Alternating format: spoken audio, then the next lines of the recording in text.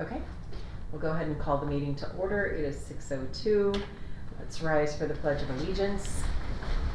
Thank you all for coming. I pledge allegiance to the flag of the United States of America and to the republic for which it stands, one nation, under God, indivisible, with liberty and justice for all. Alrighty.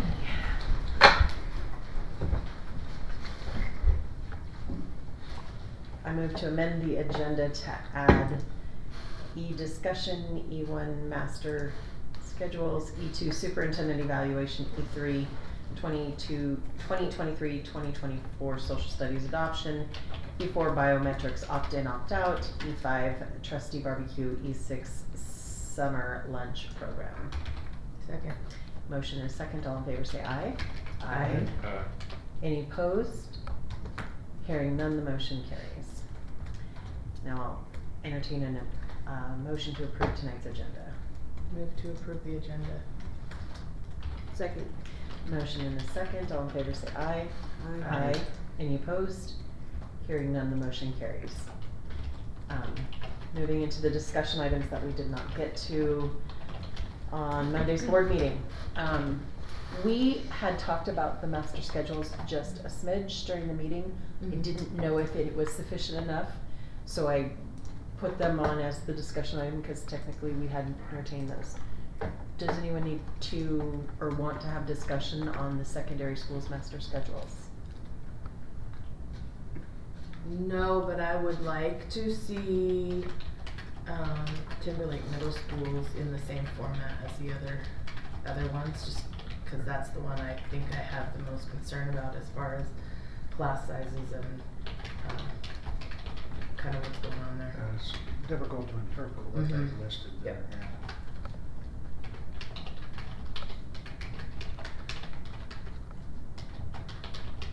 I'm curious, when anyone else clicks on the links, are they getting security warnings? Yeah. Okay. I didn't know if that was a new feature or if it was just I hadn't been previously, new. and Me then neither. I just Okay. the last, Okay. this previous So is that meeting was the first one that. Update to Google Oh. It would be, the board book. board book software, yep. Okay. Oops. Or it could be something on the network too, but I doubt it. It would be board book because that's not local. Okay. Yeah. Any other discussion we'd like to have on the master schedules? How about if we explain the actual layout of them, so for anybody watching or that goes to, to look at them, I mean, so we sort of have like the room, the teacher, the room number if I'm looking at Timberlake High School, and then the time that period happens, right? And then, whatever the class is, and then the number next to the class is the student count? Number of students in the class, Yeah, okay. That's correct. Is there anything? Well, the Those, LMS is slightly different than the two high schools. So would Lakeland's middle school's layout be sufficient for, Double check. yeah. I think Yeah. so. Because it does list the teacher, the first period, time slot, the subject, and children. I like that one for the middle school. Okay. It shows It's actually each easy to grade understand. Yeah. individually, and then the classes that have kind of a mixed, or teachers that Yeah. have a mixture of. I wish Yeah. the high schools kind of looked like this. Mhm. It's a lot easier to read. Yeah. But, Bob, did you have something? At Timberlake High School, those teachers who have a period that shows 2 classes within a bracket there, I'm assuming that's a first and second semester. That's how I read it too.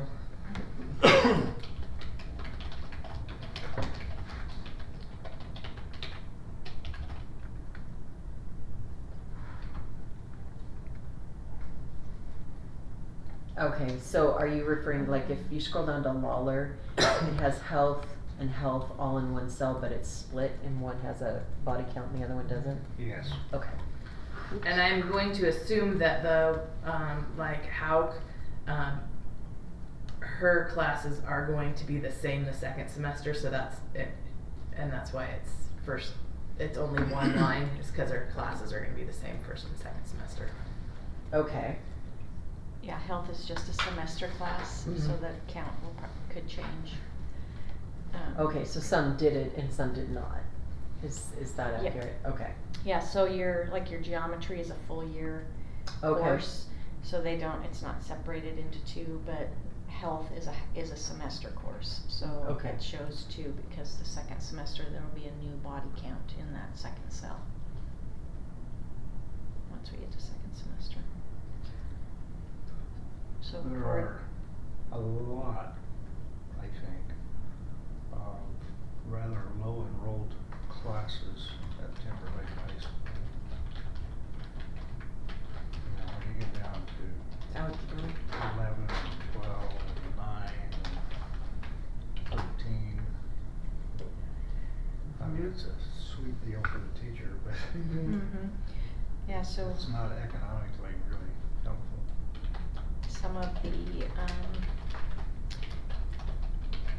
some of the higher level math classes are Yeah. definitely smaller. But even, like, we have an algebra, some of the algebra 1 classes, oh no, it's just regular. If it says concepts, we keep those numbers, we try to keep those numbers under 20, because that's a class of kids who struggle Right. with the algebra, but, So you have an algebra one with 14, exactly, yep. So, let me, do we have a, quota limit or something? I mean, outside of class size, is there at any time do we say, well, if we don't have 20 enrolled in this, then we're not gonna offer it? Or if we don't have, We haven't done it that way, cause once the master's schedule is set, it's hard to pull that class out, cause, one, you've got teachers who need to be teaching 5 periods, and then, you're rearranging the kids, so, one of the things that I think is unique at Timberlake, when you have smaller student body, smaller staff, they still have to offer all of the credits that are required for graduation. And that sometimes takes more staff to do that, because kids have to be able to get into the different classes and still take all of their normal core classes. When you look at Lakeland High School, I know Mr. Hoffman feels like, we could definitely look at, they offer a lot of, electives, which,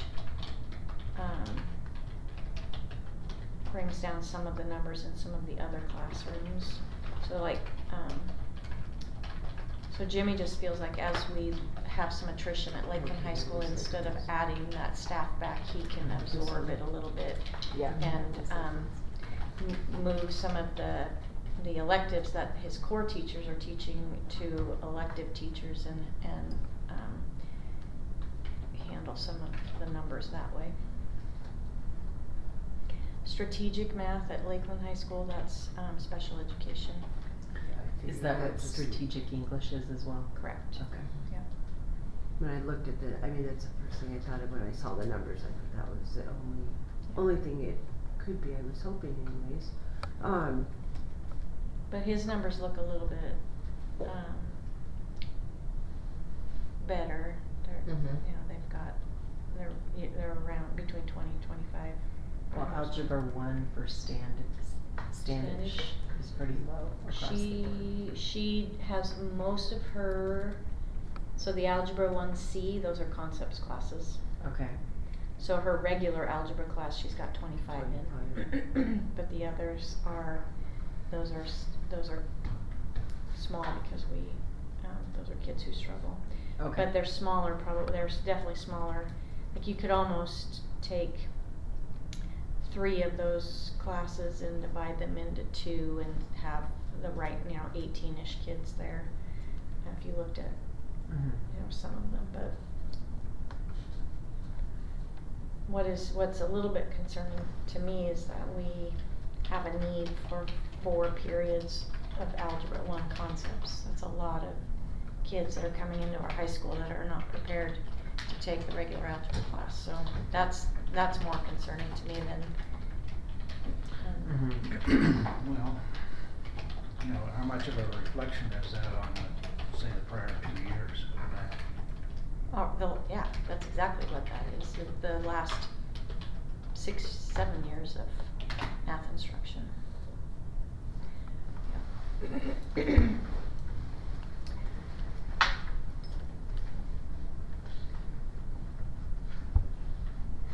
But this does give us kind of a starting place, and as we start looking at budget at the end of this year and how we're gonna deal with some of the budget issues, you know, one of the things, I know this isn't a budget workshop, but it relates to this, is we are down 130 students this year, last year to this year, Right. or this time last year to now. And the former CFO actually budgeted for more units. I asked him to budget flat and he budgeted for more, so that's going to impact our revenues, obviously. One of the things that, I don't know how much time you spend with the principals, you know, when they're doing master schedules, but as they look from one year to the next, in order to create, to build that master schedule, something is happening when they build that allows these classes to come in as small as they are in some instances. You know, when I used to do that kind of thing, you know, I would roll the grade forward, you know, take the number of students you have, obviously, and distribute it over, starting with ELA, and then math, and then on from there, but create only as many sections as would be necessary, you know, to cover the total number of students. And I'm not sure how careful they are in doing that. I'm wondering if that's part of what has allowed this to get away a little bit here. It will be part of the work in the early spring as we're starting to look at budget and staffing, because you know, when I worked with principals and doing that, I mean, typically they would have to bring that master schedule in the spring and display it based on what the projections are. And, you know, if it appeared there was an issue with the numbers, you know, I would require them to go back and rework it and get it straightened out. I did that with Lakeland High School, but we did it in the summer instead of starting in the spring, so it's on the books for this year. At whatever juncture they're building the master schedule, that's the good, you know. I have another question about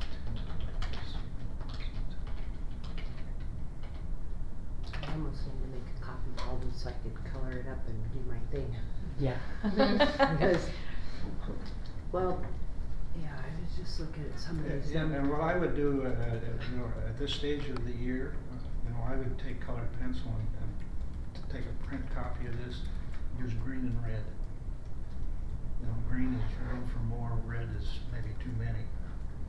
You know, to get a kind of a visual of how all this is fitting together.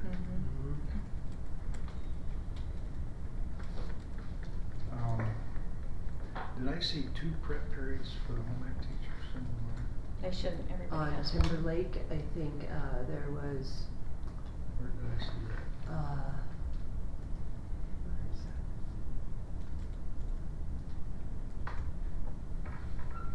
There shouldn't, everybody just has one. There shouldn't be anybody with more than one. Maybe it was middle school. Over here. Where did that go?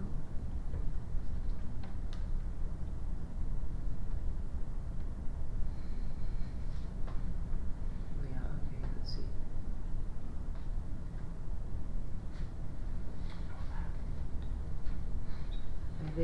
I think I know what you're talking about though. It was in this spreadsheet, it was next to each other, but I think, cause Yeah. it jumped out at me too. There's I think a third grade prep, a fourth grade class, and then a fifth grade prep, wherever it is, if I remember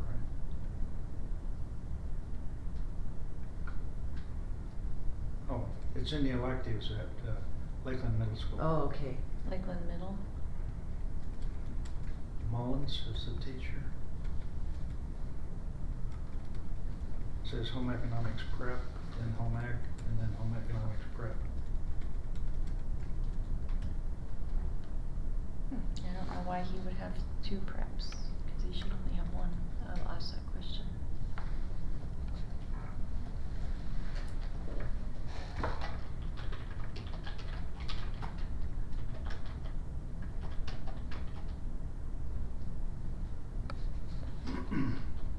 And what is the ad prep? The AD, so remember in the negotiated agreement there, the AD at the middle level have 2 periods that they're not teaching that they are using for their activities, director time, that's what that is.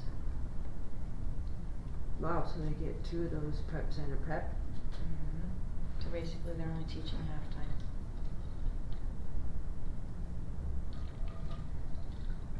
Yeah, I didn't know we agreed to that, okay. Yeah, it does help to have a visual.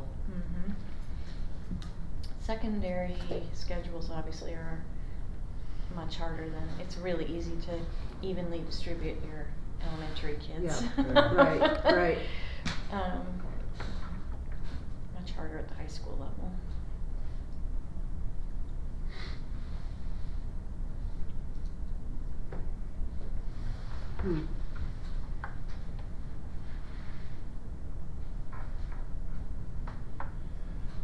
The other issue I see is, maybe there's some balance problems here, and I know that can be problematic, but, Which one are you to looking work at? to try to even things out. You have a teacher, for example, in social studies has 16, 23, 18, 19, and then 31.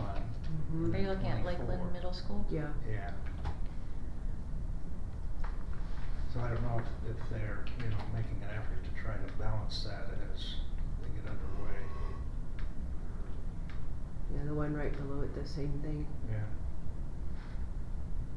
There's an ELA with 9 kids. Which teacher are you looking at? Smith. That's special education.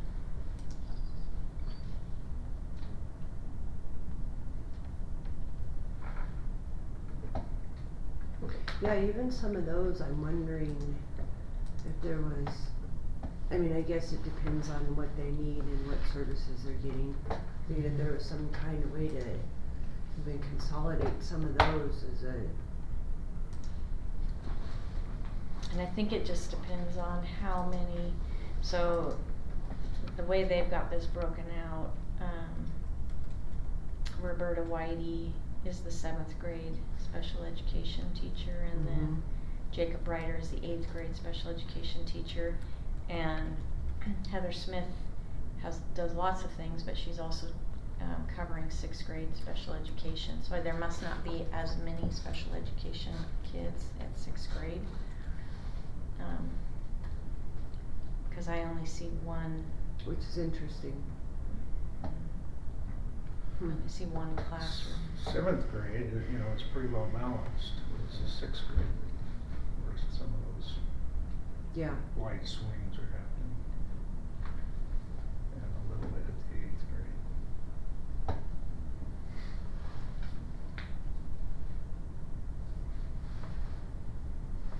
Oh, Carrie Murphy also special education for 6th grade. 6th Yeah. grade. I missed that. So Heather's taking one group of ELA kiddos.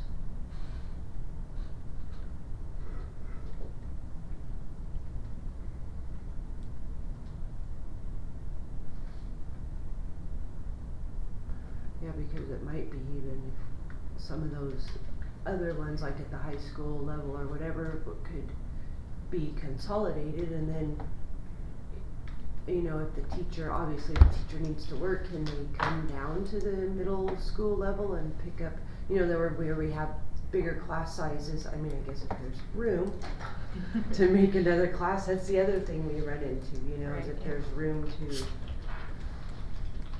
do that or to move kids around or something.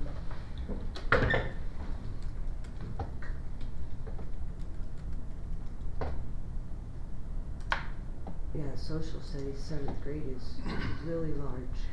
The entire 7th grade class is really large, and Yeah. so I actually went over and talked to the principal and just said, what do we need to do about some of these numbers? You know, when you look at Math. how many open spots we have at Lakeland Middle School at 6th grade and how many we have at 8th grade, and then 7th grade's way over the Mhm. number that we should have. Right. Do we have, I just asked, do we have a 6th grade teacher who can teach 7th grade for part of the day? Do we have 8th grade teacher who can teach? Right. So they were this is actually better than it was. The clerk was a little bit nervous because when we were getting ready for the board meeting Monday, I didn't have this because they were moving kids, and so they were trying to get this as accurate. They're still moving some kids, so this was gonna change still a little bit more. Yeah. But they were moving people around and trying to fix that.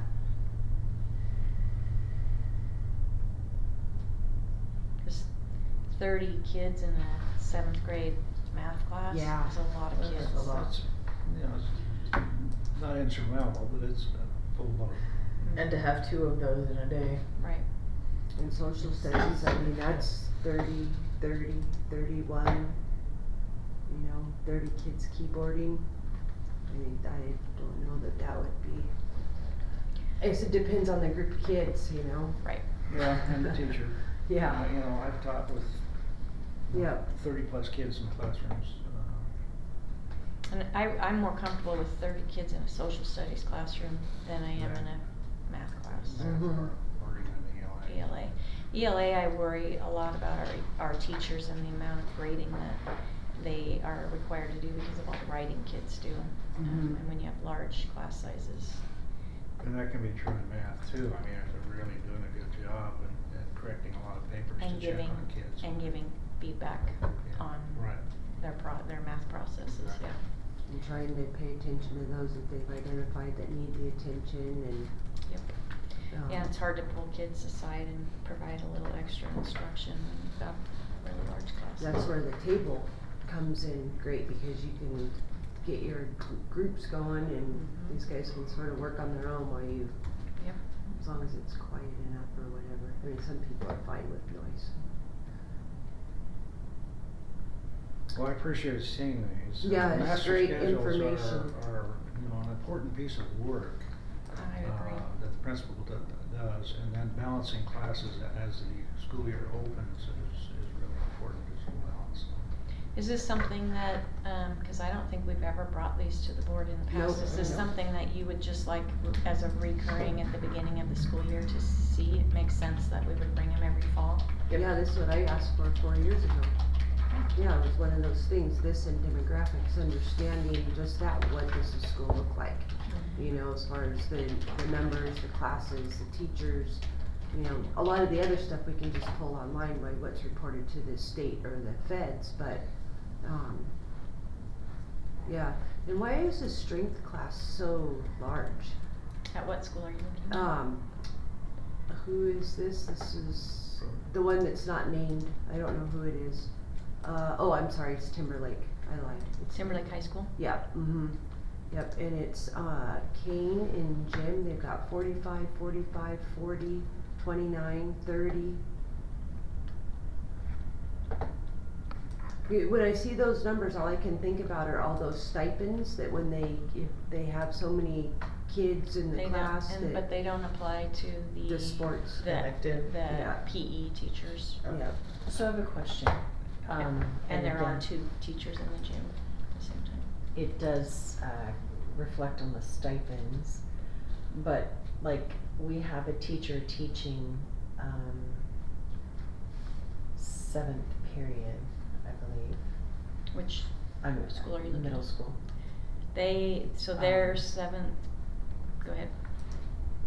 Thank you. She's doing yearbook, 7th, 8th, it's her 7th period. and she's being stipend for it, in addition to her full salary, when she's supposed to be working through seventh period as well. She's, Because on the negotiated agreement. negotiated agreement, there is a stipend at 5.7%. Yep. For yearbook. I do Because not understand that. they do a lot of work outside of contract time, so that's the class, that's the time when the kids are sitting and working an editor or whatever, but the teacher does a lot of work on outside of contract time to make sure things are formatted correctly and so that the yearbook publishes the way it's supposed to. This is the class period that the teacher actually does work outside for, and Especially that with year. 7th and 8th grade, or at the junior high level, they're taking a lot of the pictures and stuff for yearbook, because the students don't necessarily have those skills. So they're going to activities after school to, Okay. Yeah, there's definitely a lot of time outside of. That's just one of the things that I was like, wait a minute. I know we keep stipending things, and when, And it's their contracted time, yep. yeah, and that's where it's like, why are we stipending people for working and doing the job that they've been hired to do? And I do understand what you're saying, so thank you for the clarification. Is there further discussion for the master schedule? No, I really appreciate receiving more, and Yeah. I agree, I'd like to see Timber Lakes on this, I made myself a note. And I think it may be beneficial to coordinate, when you're reviewing with when it's brought to the board, preferably before school starts. So I don't know if that can be shifted around. I know it won't happen instantaneously. Bring the drafts in the spring when I'm working with principals, cause that's ideally, I think that's when we should be looking at it, because that's when we're talking about staffing. Right. Yeah. Which Yeah. impacts budget. Exactly. And if we don't have a whole picture, it's gonna be Right. hard to just shoot numbers at the dartboard. Yep, so if I started working with the principals in March, rolling people up, I could bring it to the board in April, and that would still give us time to make some decisions about how many positions we're gonna open, if we're opening any. Even Alright, so. The earlier the better, because you know how it is, our plate gets so full with everything else that the more time we have, the better we are. So I'm gonna aim to bring the drafts to you in March, Mhm. which actually I think is a little bit better, cause it will give you an idea prior to us starting IBB Yep.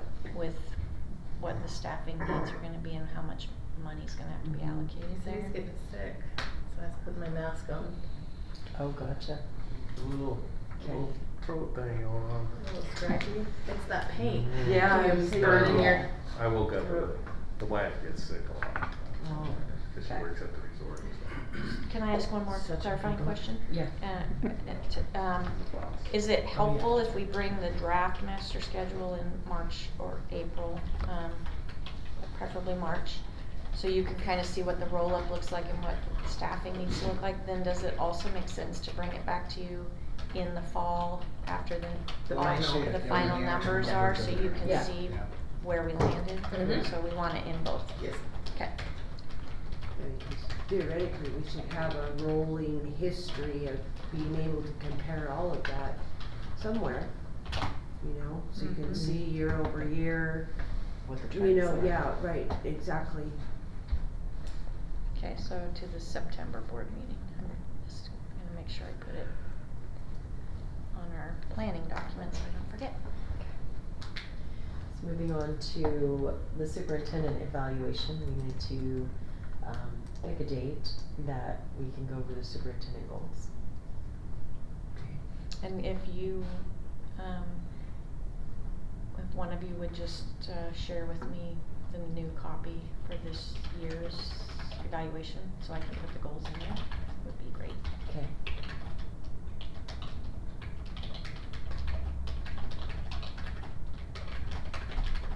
So I believe.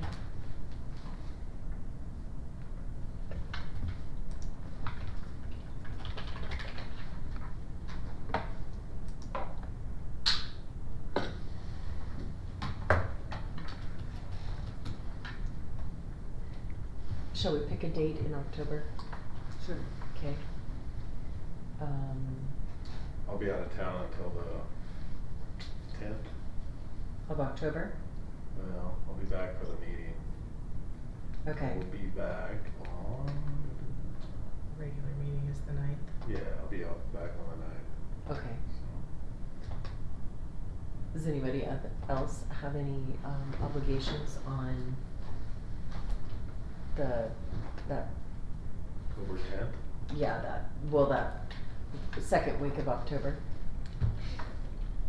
Nope, I'm open. Good. I think I actually, let me just Denied. look. We'll Denied. just plan, you can just adhere. I am actually going, I believe, yep, so Wednesday the 11th in the evening, I'm flying down to Boise. They've invited superintendents to go down, but, Superintendent Critchfield is going to roll out some, plans, Okay. that we're gonna need to know about, and so I'm going, it's, in the Lincoln Auditorium, so there will be legislators there, so, I'll be there, I'll be back Thursday night, so I'm here on the 10th. Would we like to do it the 16th? No, No. I have an obligation. Well, you can certainly do it, but that would be good. I'm just thinking if we run it on the 10th, and while we are trying to implement new measures to get the board meetings in a more timely fashion, if we come right back the 10th, I think we'll just, I don't know that we'll be up for it. And then for her leaving on the 11th, I don't think she needs to be like stressed over it. I don't, this is just kinda talking about my goals, so I don't think I'll be stressed. So, whatever works for you guys. How much time will it take? 5 minutes? Nothing ever really takes 5 minutes, Bob. 30 I would minutes say to at an max hour. 30. I don't think Yeah, it it was, doesn't. yeah, It's not- Yeah, it hasn't taken super long. When do you No. come back in? Thursday night, the 12th. Thursday the 12th, I Okay. land at. You land at 5:04. 5:04. I could be back here close to 6, but that. Oh, we don't wanna do Yeah, Speeding. Um, I guess Is that I'm your wondering favorite if we thing? need a special meeting. Are you expecting a heavy agenda in October for the regular meeting? We never expect a heavy agenda, and then since It that becomes way. one. Can we just do that Friday the 13th? Ew. In October? Yeah. That's hot season. we could do it at 6 o'clock, and then I'll go over to Lakeland High School for the homecoming game. Oh, we have barbecue that night, Okay. our fundraiser. Oh, gotcha. So if Is we it, back up- can you guys do mornings? Do mornings work? And we're only talking about half an hour. I know you love I can, mornings. I can make it work.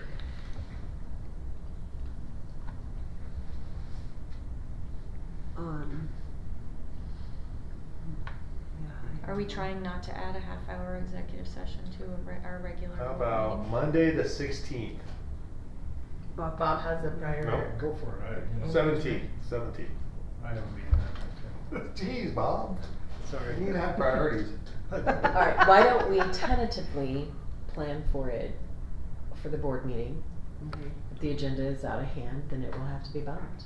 we'll have to have another meeting, Yeah. We'll which I just think plan we're gonna for have that. to do anyways. Go back to what we were doing before. Well, I mean, if we're gonna get, really, cover what we need to cover and, not be here till, the Midnight. next workday, Yeah. Yeah, I do. We're gonna have to do, I think we need to do all of like the business, like the bill, everything that the office needs to pay the bills, stay functioning one time, and then all the other stuff that comes up maybe later in the month, or whatever needs to be, that's what I'm thinking would probably work, Well, the Monday night's meeting, if we hadn't had the executive session, would have been a more, Yeah, it would've been done around 9. Right, and normal time, but bless moving you. executive sessions to their own meetings would, For students needs to be. Which we need to do that anyway, cause Yeah. we can't have people waiting in the Yeah. whole group.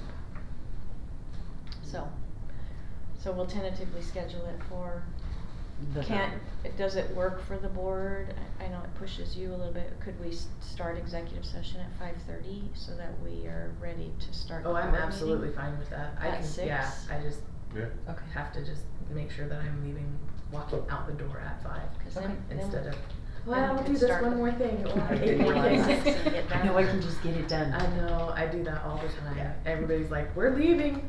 Uh-huh. Okay. See you in the morning. Okay. Make sure you go home. Okay. When is that, for the 9th? For the 9th, we'll go ahead and we'll start at 5:30. Okay.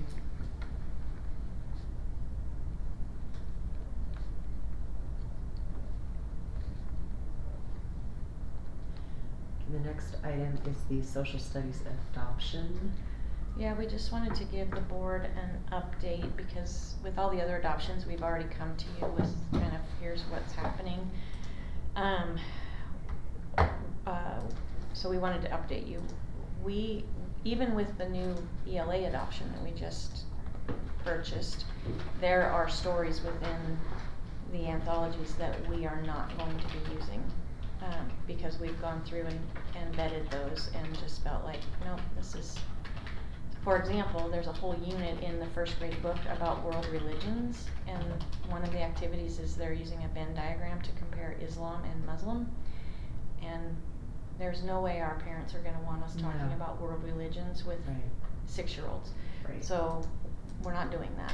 And this series is really heavy history, so it's got some really good stuff, but we've gone through and pulled out the things that we just don't feel like work for our community. We're very concerned about what the social studies adoptions are going to look like, because if we go with any mainstream publisher, we're gonna end up with a lot of things that we're not gonna wanna put in front of kids. So we have, Lynn has worked with Rebecca, and we have reached out to companies and we've asked them to send us their 5th grade textbook, because if we're gonna see critical race theory, we kind of assume it's gonna be in that 5th grade textbook for sure, and so if we can't purchase the 5th grade textbook, we're not looking at the program, and so we're trying to do some vetting before we get the whole group together and bring things to them. One of the curriculum that we're gonna look at is the Hillsdale 1776 curriculum, because that one at least we know is going to be something that we can put in front of our kids. But we just wanted you to know that we are moving forward with it, but we're taking a little bit more time than we have with the others, because we just don't wanna put a lot of time and effort into it, and then we pick 3 that we like and find out that 2 are we can't even buy, so. Right, yep. is So the Hillsdale approved by the state? That's a good question, I don't know. I can reach out and ask. I believe so, that's what I've been told, but I've been told by not the state people, so I will check with them. And Hillsdale, that in particular is all online. They don't have actual. Right, but we textbooks. we were gonna spend money to buy textbooks, so we can spend money to send them to a company and have them print them and bind them, so that Yep. we have books that we Yeah, can we put in can kids' put hands. them. Which, will not be Yeah. as much as buying a textbook, but in my mind, that's the better route to go than to buy a textbook that we can only use parts Don't use of, most of, yeah. because we Got can't. pages out of it. Yeah. Exactly, Yep. Well, yeah, cause even if it's in there, right, we It's could not teach available, it, yeah. but kids can go home and read it, Yeah, or yeah. parents happen to see Or it and they parents will. think, yeah, Yeah, that we're see it teaching and- it. yeah. What are you guys doing to our Think that kids? we're, yeah, so it's So just we're better trying- just not even to have it. exactly, so we're trying to be very careful. I just Mhm. want the board to be aware, we may only be able to bring the 1776 curriculum forward, I'm depending fine on. with that. depending We on what don't we have to use mainstream curriculum. That's just because it's approved or it's, peer reviewed, just knowing the history of where that all came from to begin with, it's all, you know, it's sort of like the Uniform Building Code, you know, some people got together and decided they were it, and then everybody said, yeah, you are, you're it, okay. Whatever they say goes, right? My thing is this, it doesn't necessarily, you know, all the garbage aside, it doesn't necessarily matter, where it comes from, as long as they're learning from it and the test scores prove it. I don't care what it is. If it's creating that much of an impact on the education to where they're grasping it and understanding it and the scores prove it, I mean, who cares where it came from, right? And it doesn't have all the garbage in it. Right, that's my bigger issue. Yeah. Well, and your social studies Absolutely. textbooks are going to be higher risk for that sort of thing. Oh, than yeah, some of the absolutely. curriculum areas. Right. Oh, yeah, 100%. Which is why That we're- is- Taking the extra time is worthwhile. Yep. Heck, Yeah.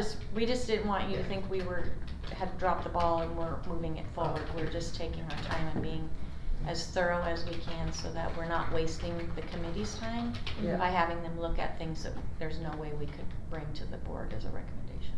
Yep. Yeah, there's a few of those places out there, like Hillsdale, what's the other one out of Chicago? Sewell, Thomas Sewell, can't think of their name either, but they have similar, Heritage was the other one we looked at. yeah, they have, similar curriculum. You know, it's a shame, I looked recently at, Dr. Ed Hirsch's stuff, but it's been taken over by the newer generation, and they've just ruined the curriculum, because he had a very good educational philosophy. All of his curriculum for all was free, all of it, all you had to do was print it, you know, and there was a school in Spokane using it, but they've unfortunately went same way everybody else, and they've done it really bad. I mean, I was shocked, because they used to be pretty solid and safe, but Well, what I like about the 1776 curriculum is the kindergartners and first graders are interacting with the U.S. Constitution and the Declaration of Independence and Instead of world religion. instead of world Yeah. religion. I can't imagine Yeah. that in the first grade, that's. Well, bonkers. that's the thing, and not only that, it's so interwoven into everything, like you're saying, social studies, all that, but does it matter what grade? Because what they've done is even the little stories like in the math books and all that, you know, Yeah. they sneak it in everywhere, and know. it might be a simple thing, it might just be the art depiction, you know, where they pick it up, or, you know, Yeah. it's just, they spend a Story lot of time problems. putting it Yeah, all in I there. know, and it's, yeah, sad that they're spending that much Yeah. time trying to train little brains to think a certain way, and all we wanna do is have Yeah. a tool that teachers can use to teach the concepts that we need to teach, and we have to spend this much time going through what's actually in the book. So, anyway, that's why it's on there, we just wanted to update you on where we are. Yeah, I'm fine with that.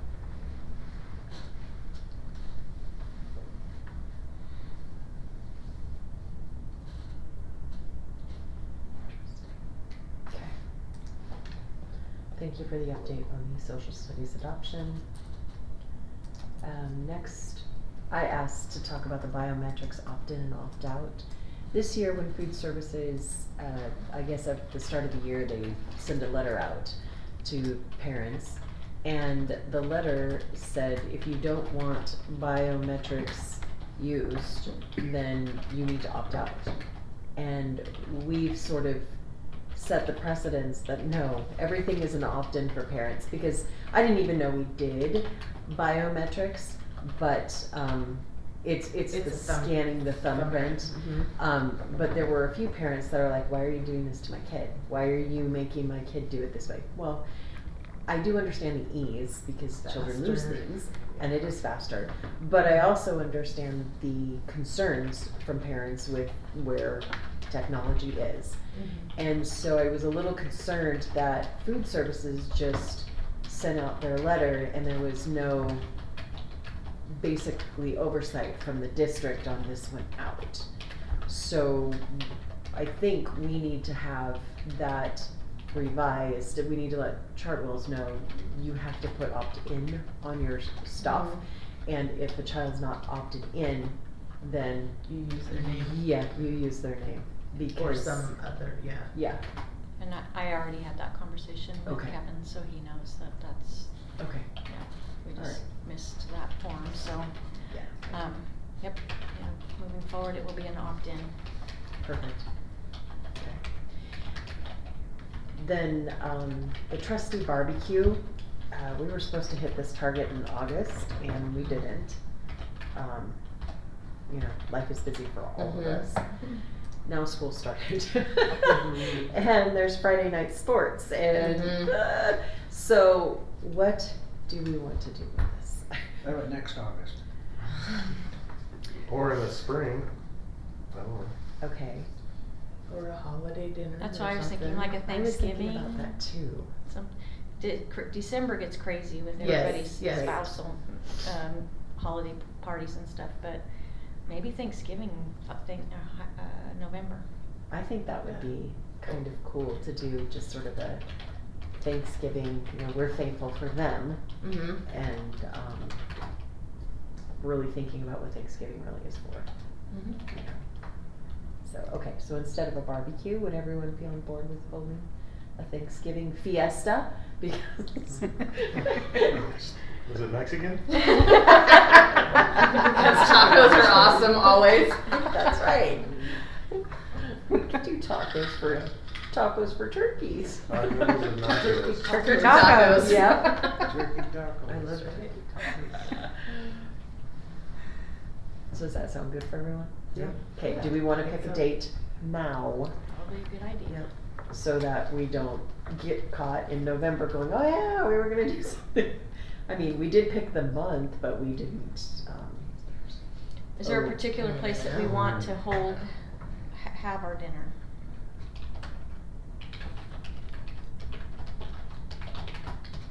What are you thinking? well, I'm just gonna let everyone know I won't be here. Well, she has a baby coming. For the whole month of November? I am leaving November 8th regardless of election, results. I am leaving November 8th and I won't be back till December 1st. Jeez. She has a grandbaby. Well, then why did you choose November? Well, because I was caught up in the moment Well, and I thought, that's a great idea! What if we did a Thanksgiving, like we're thankful for celebration later? After the holiday season? Or I just October? feel like We do it in October. October is good. Yeah. It's a harvest month. Oktoberfest. There you go, There let's you have go. October. That would be fun. They're already having one. Football's having one at the fairgrounds. Well, I'm just October. October. Fest on October. the 7th Okay. of October. Well, we could do something later in the month. And be like a Like Halloween? schnitzel and we could do a costume party. We could do Friday, October 27th, does that work? Just come from the field. Friday, October 27th. Mm-hmm. Do we have any games on that day? No, will any boys will. be headed to state? October Not what? 27th? Or girls, I shouldn't just, cause I don't know what soccer's agenda is. Still, it's still football season though. Is it still football season? Do we have home game that night? I'm not sure. Should be on our calendar. We do, right? On Should be. Well, we don't Still have working Timberlake those stuff on numbers, our so- calendar, we only have What's that? Like- I said, I'm stuff still on it. working on that. Oh, That's all that okay. matters. That's good. Set it out. Don't cry, You're Johnny. Yeah, you're gonna get in trouble Choke you over out. there. Timberlake Senior High School, let's look at their athletics. Do we feel that holding something on a Saturday would not be as Oh, well of a Saturday's good. turnout? I can do I Saturday. don't know. I don't know either. I'm shooting in the dark here. But I think beer and brats will bring people. Mm-hmm. So, what, 10:27, is Timberlake coming to is this? away. 10:27, Timberlake's away, so. Yeah, who's all coming? All the employees of the district? or No, anything? it's don't just, know. it's the board and our spouses, right? Oh, that's it? what we talked about. I thought it was supposed to be for the teaching staff. No. Oh. No, this was No, just this supposed is to be just for us. ours. It's Oh. like kind of a bonding thing, just Oh. to Yeah. Okay. Yeah. Oh, we can do that at Kelsey's. That- We could go to the Lightning Bar. That's right. That's where the old timers hang Yeah. out, apparently. Oh, That's nice. close to my house. I'm down, I can When we walk did it home. before, not that it has to be. Not that close, I guess. When we did it before, it was the board and their spouses and all the administrative and director staff and their spouses. Where did you hold this? Cause I don't At know. my place. Are you gonna host? No. Especially not that time of year. That's a Our house lot is of that people. big. I could ask my wife about getting a boardroom at the resort upstairs by Beverly's. They have those Yeah. smaller boardrooms. They do, And they'll cater and everything. okay. We used to do that for my work parties. She'd set it up and Yeah, I can eat and have a little, see what that this will little cost hand us. food and stuff, Right. and just sitting there and Okay, it's downtown. that'd be Something kind to of think fun. about. That would be fun. Hire a music. Get you out of the bathroom. A magician, come entertain us. And a clown. A magician. I used to We do usually all have of our several family of those. parties, magicians and Uh-huh. DJs and lake cruises and, oh yeah, we love to We could do do a that. lake cruise too. That would be You know, that would have been a fun thing to do in August. That'd A be lake like, cruise, A lake yeah. cruise. We just went on We a could cruise hire yesterday. Carl. Oh, did you? Yeah. what? It was Carl our Fliss. anniversary yesterday, so. He's the we- captain. Oh, happy anniversary. He's the manager of the boats. How- He's how Lakeland many driver. years? Oh, 59. Oh, wow. Wow. Good job. That's awesome. 59 Congratulations. Congratulations, that's amazing. Married We had a nice- 59 years? Yeah, Wow. yesterday, Oh, happy anniversary. So how old were you when you got married, I have to ask? 21. Oh, were you? I have friends, their parents were married very young. I think they were 14 and Wow, that's 18 young. or That is Yeah. really something like that, and they had 65 plus years Yeah. before That's awesome. he Wow. passed away first. Wow.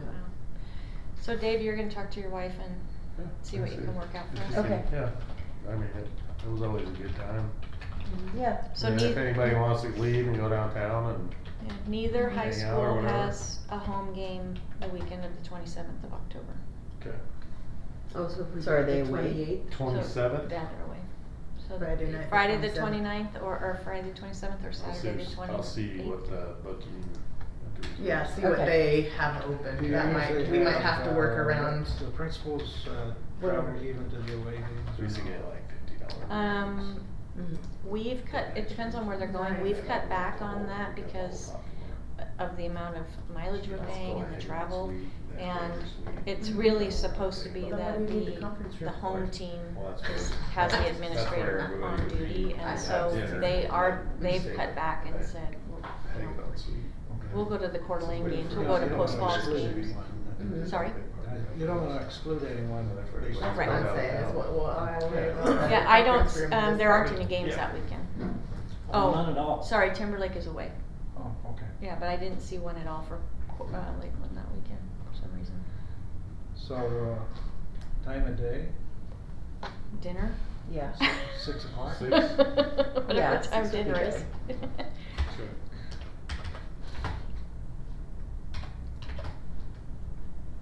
Can you send me a email reminder, Yes, I will. please?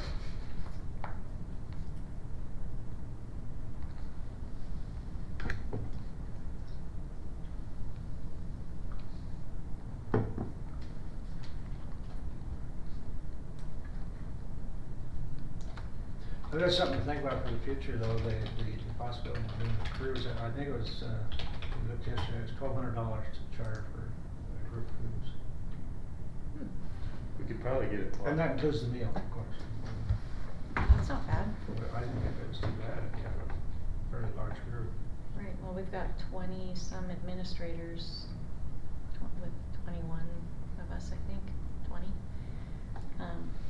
So it's And administration and the spouses. board? Yeah. And then, so administrators, directors, Directors, and, yeah, okay, everybody. maintenance and. Okay. Yeah. That'd be fun. So you're kind of including all those who work somewhat directly with the board. Mhm. Yeah. At some time or another, yeah. Okay. Cool. Alright, so you'll look into it and report back to us. Probably, we could probably get a free cruise too, actually. No, it's who you know. I mean, Yeah, Yeah. it is who you know. Yeah. Dave's got the I connections. remember Carl Fliss, right? You remember Carl? Yeah, He's yeah, the- he's a captain for, on one of them. No, he's the boat manager. Oh, is he now? Yeah, he runs the whole boat. Because when we cruises. went a few years ago, he happened to be the captain. Yeah. Person. Okay, cool. And then you guys can go down and get a massage too afterwards. Nice.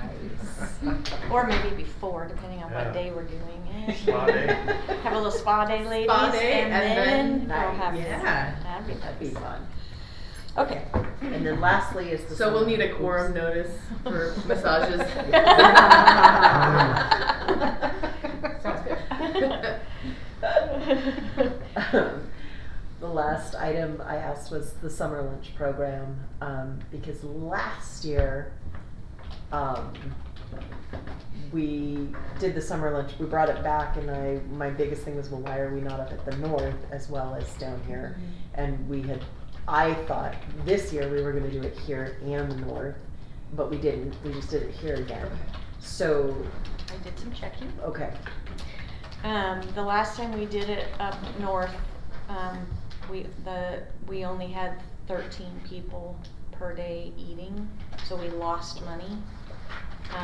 And actually, if we don't run summer base next year, Jessica said we lost a lot of money this year because we didn't run summer base, and so we weren't, the only time we actually had enough people to break even with the summer food program at Lakeland Middle School was the 3 or 5 days that the wrestlers were at Lakeland High School for their camp.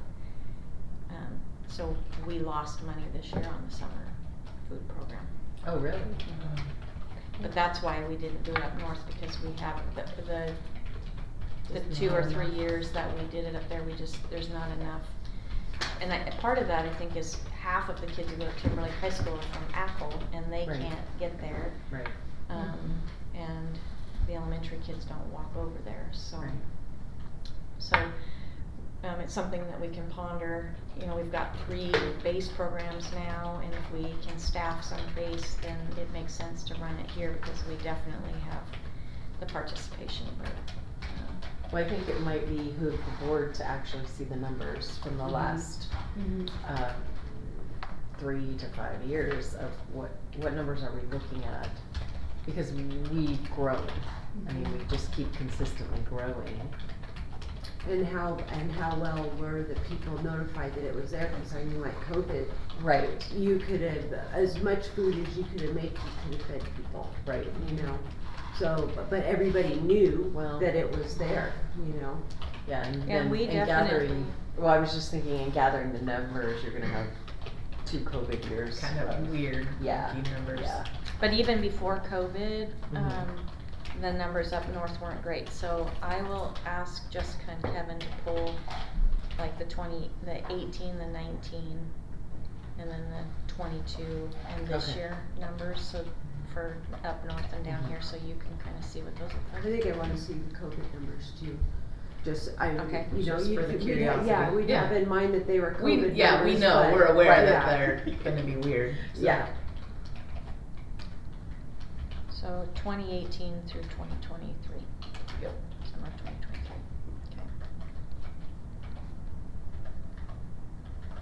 okay. Okay.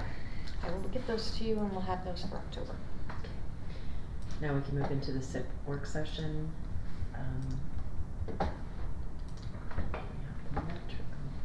So I filled out the metrics part. That's really where, what we need to focus on. And I put in there what our targets were and then what our actual performance was, so you can see that. And then we have to set our targets.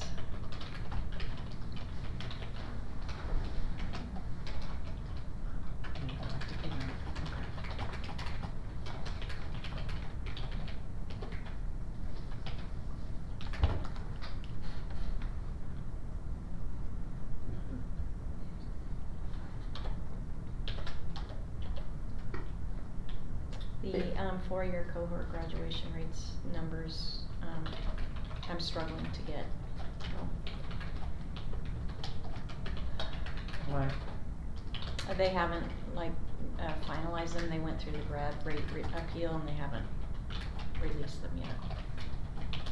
So we have the targets. Oh, I'm sorry, I could have put the targets in there.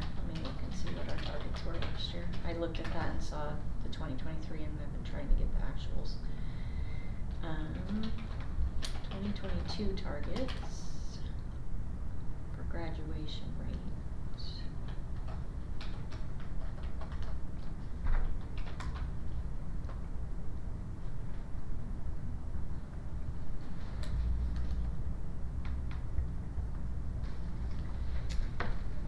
So our target that we chose last year for graduation rate was 95%. Put that in there.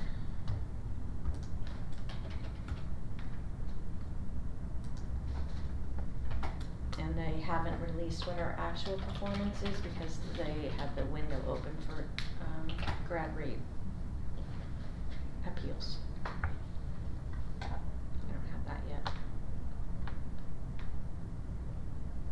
When do we have to have this in October, what is it? First. The first. Yep. At least a draft. I can bring it back to the Right. board at the October board meeting and we can tidy it up and then I can send them the actual, but the draft has to be in by the first.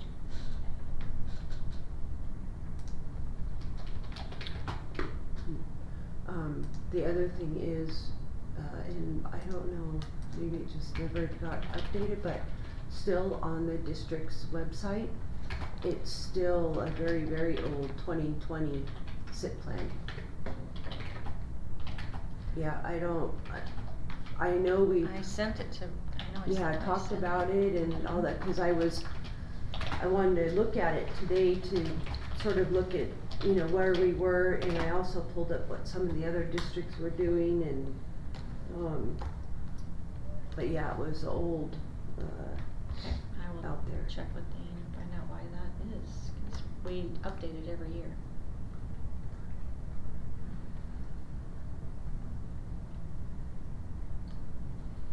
I don't have the 22-23 yet. So, we just have to identify what we want our target to be for this cohort of kiddos. For the graduation. Yep.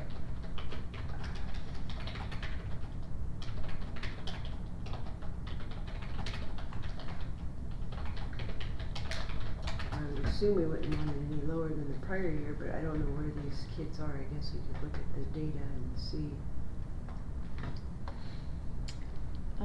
And what was the state's averaging? They're at like 82% graduation rate. Well, I know last year, which I guess, so you did put these numbers in, but the growth was supposed to be consistent of like standard 3% straight across the board going down. We're not doing that, so. I didn't wanna make that assumption because the board gets to Okay. set the Okay. targets. I know that, Mountain View's graduation rate last year was right around 90%. And Lakeland and Timberlake are usually higher than that, so I'm anticipating our final grad rate's gonna be 95% or higher as a district. But I don't have the numbers yet.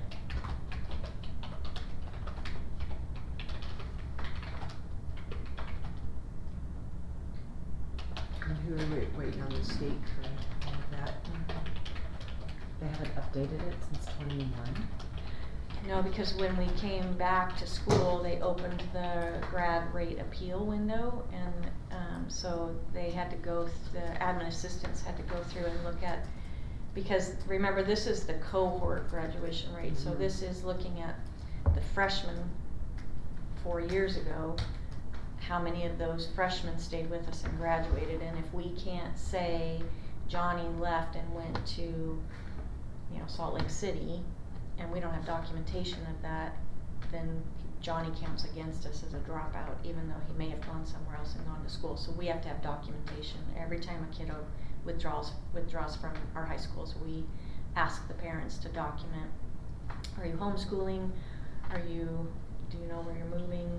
When they go to a new school, if we get the records request, we can put that in the documentation. So they have to go through and pull their written documentation for every one of those kids that the state's identifying as a dropout. And then, we haven't gotten, since that window closed, we have not gotten the updated graduation rates. Okay. And the 96, or 95, 96, 90+% that you're talking about is not the cohort. It's just the 90% of Mountain View's senior class graduated Senior class last year. graduated. Okay. So, So it's, that accounts for the difference then. right. Yeah, well, that was this last spring. So the number you're seeing, well, you're not seeing, that was our target, was 95%, Yeah. but, Yeah. yeah, they have to account for anybody who left between their freshman and their senior year. Right. Well, I don't think it's fair that they hold it against us that we can't have numbers because we stayed in school the whole time and we can't help it that nobody else did. Mm-hmm. But we can't have numbers and that doesn't even, we get nothing for that, you know? The kids get nothing for that, you know, that's just, And if a student leaves, whether he drops out of school or goes to Salt Lake City, but we have no verification of that, what Right. does that count against us? right, Right, yeah, so- that's not our fault. I mean, if we can account for them, fine, but if Yeah. there's no way to account for them, why is that an issue? Right, but yeah, and why is the automatic assumption that it's Yeah. dropout? Yeah. Yeah, Mm-hmm. Yeah, the default is dropout. yeah. Right, unless you can prove otherwise. Well, I think they should have to prove that he dropped out. I mean, who makes those rules? The state.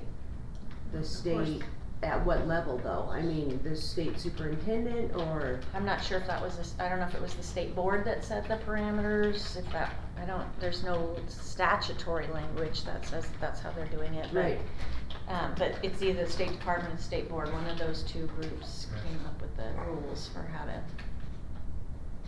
determine that. What was the percentage in spring?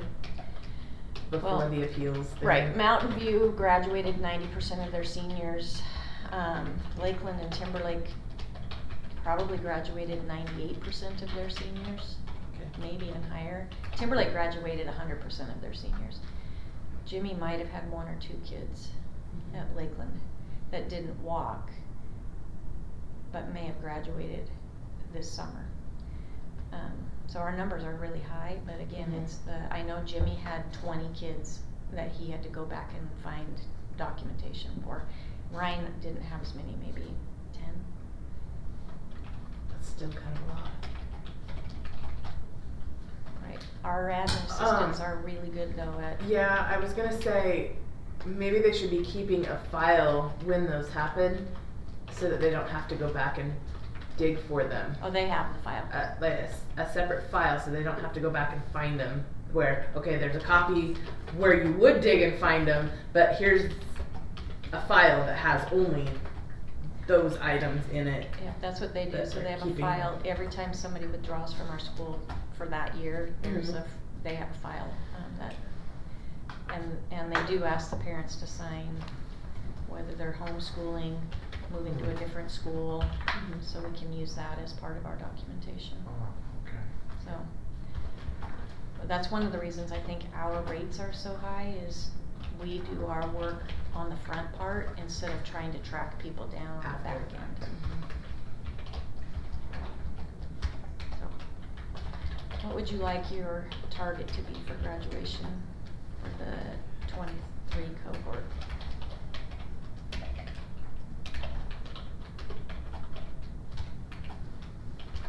well, without last year's numbers or being able to look back a few years to see where these kids are, I guess maybe it's in the data, I would say, 95, I don't know.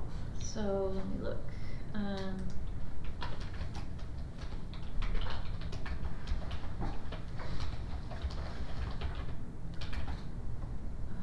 have that 21, 22.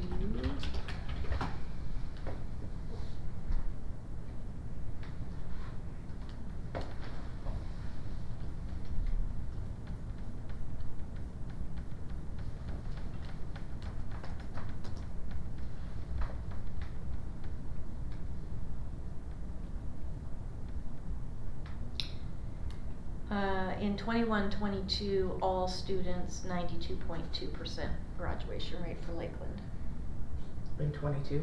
22. 21-22.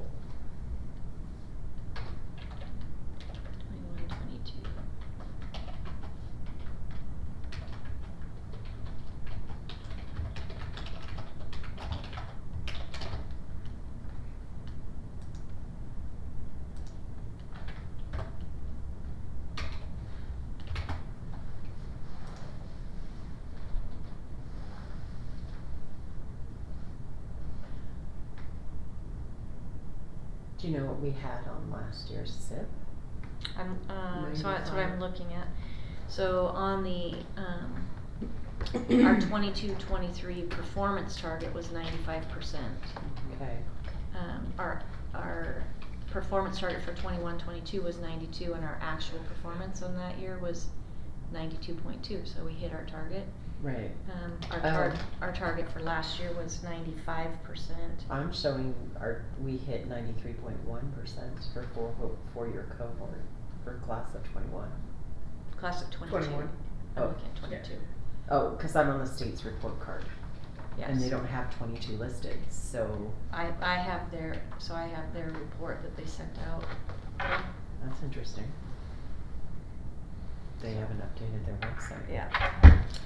So. But 21 we had 94. Grab that data. 22 we had 93. 92. No, in 21 we had 93.1%. Oh, 93. Okay. In 20, And then this last year we. this last year, I don't know what the cohort looks like, Right. but No, I'm sorry. I meant 22. we were 92.2. 92. So we dropped. So we dropped a percent. percent. But, yeah, I mean, that's coming out of COVID.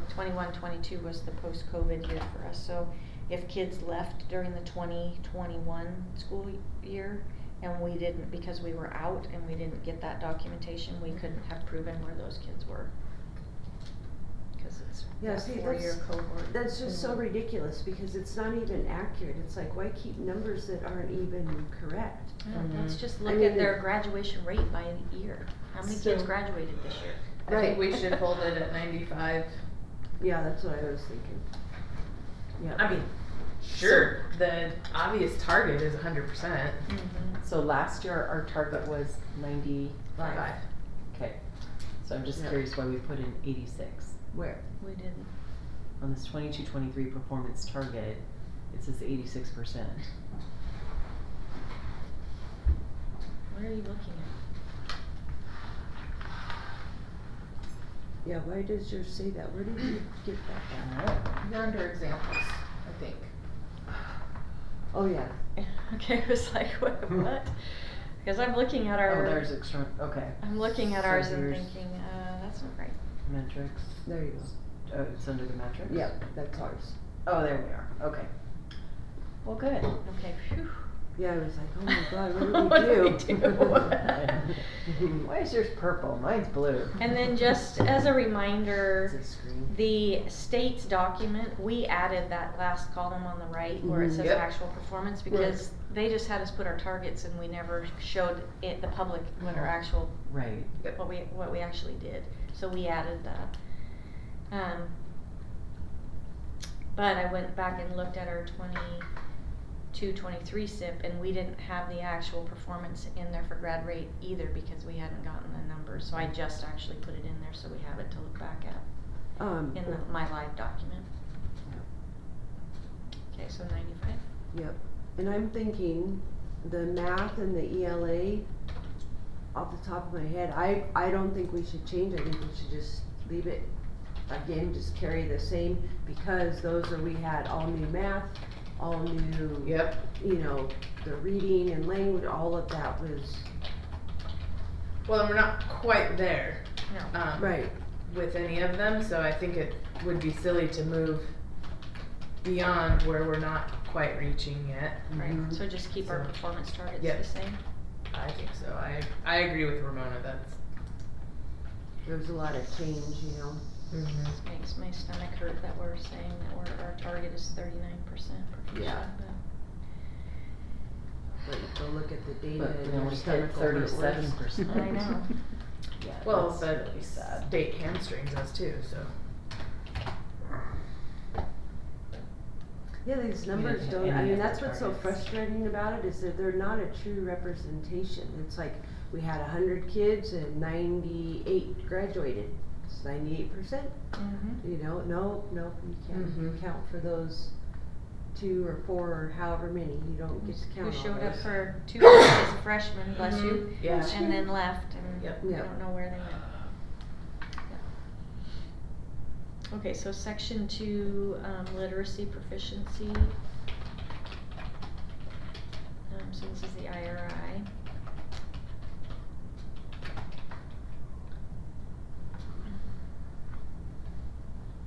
Well, we surpassed in the spring, grade 2 spring IRI. Mm-hmm. So that one should be increased. Yep. I think it should be increased to 70% what we met, Mm-hmm. to Yeah. see if it's to- consistent. Yeah, that's So put it Great to plan. 70. Yeah. Want some good news, so we just took the fall IRI and, you know, we did make some changes to what we were requiring teachers to do with regard to instruction last year for foundational reading. And our kids are coming in higher in the fall than they have in the past, so there's some retention through the summer. That's awesome. But, Betty Kiefer scores are almost 20% higher at every grade level. It's amazing what they're doing, so. Except what I think we should do, this is just a thought here. So for grade 1, that should be 74%, because that's what kindergarten came in at. So Oh, their grade, actual? Right. right, and then Oh, for that's grade good. 2, Right, it was 67%. right, follow. So that you're Yeah. moving those So- Yep. the Okay, so cohorts yes, forward. yes. That's Right. great plan. So 70, Yep. 69, Yep. and then Yep. 53. Yep. Because by all account, those grades should bump up to that percentage because of, Mm-hmm. Yep. Or at And they're least getting more maintain. instruction, Right. so we Yep. should maintain our kids who were proficient and actually add some. so then for this year's kindergarten class, that's really kind of the only one we need to think about. I would just keep it the same. It's 74%. Yeah. Oh yeah. Or Where 76, yeah. Well, we actually kindergarten ended at 70, this year's kindergarten are 74% Right. proficient, so. But the target was 76, so it might be smarter to raise that one, I mean, to keep it at 76 or That's around about what I'm there. thinking, yeah. Because that's a good target to achieve for the incoming grade. Yeah, we want the Success. teachers. Yeah.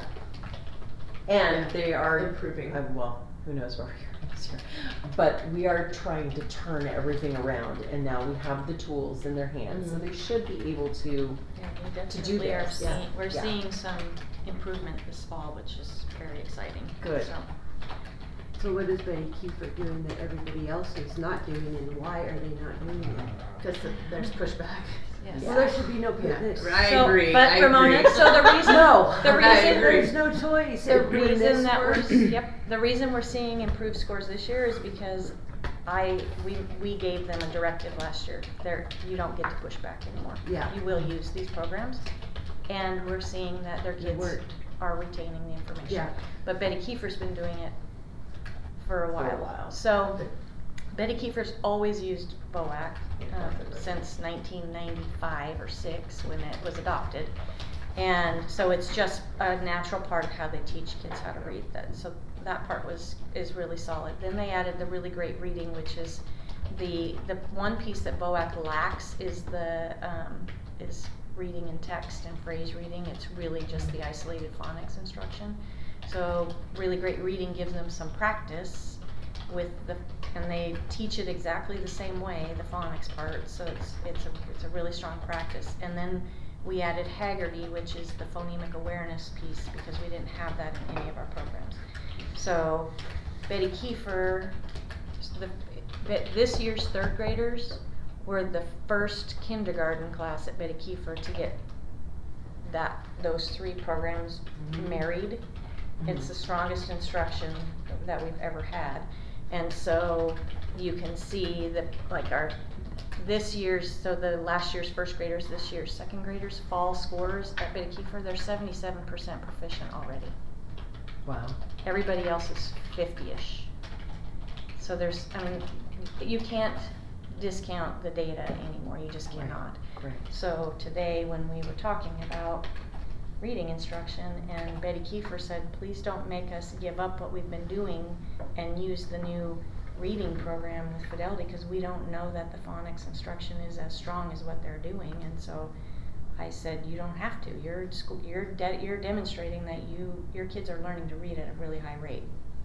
And they really wanted to see it through to see what their third grade scores look like this year, because that's the group that they started with. So, And that's the point at which it's critical that kids are on Right. target. exactly. Yeah. Exactly, but we've got 71% of incoming first graders at Betty Kiefer were proficient on the fall test, and 77% of second graders. Wow.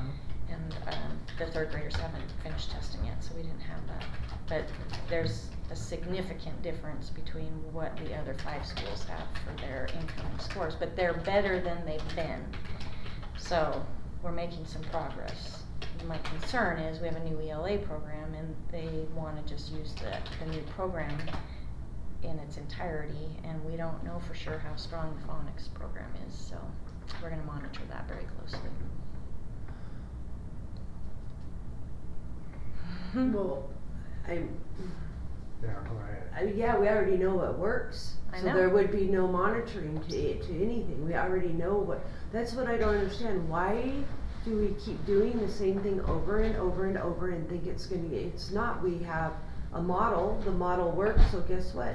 To have continuity across the district and to be the best that we can be, we implement the model. Now, if they can come up with another model, here's my challenge, come up with another model that beats the model that we have. Yeah.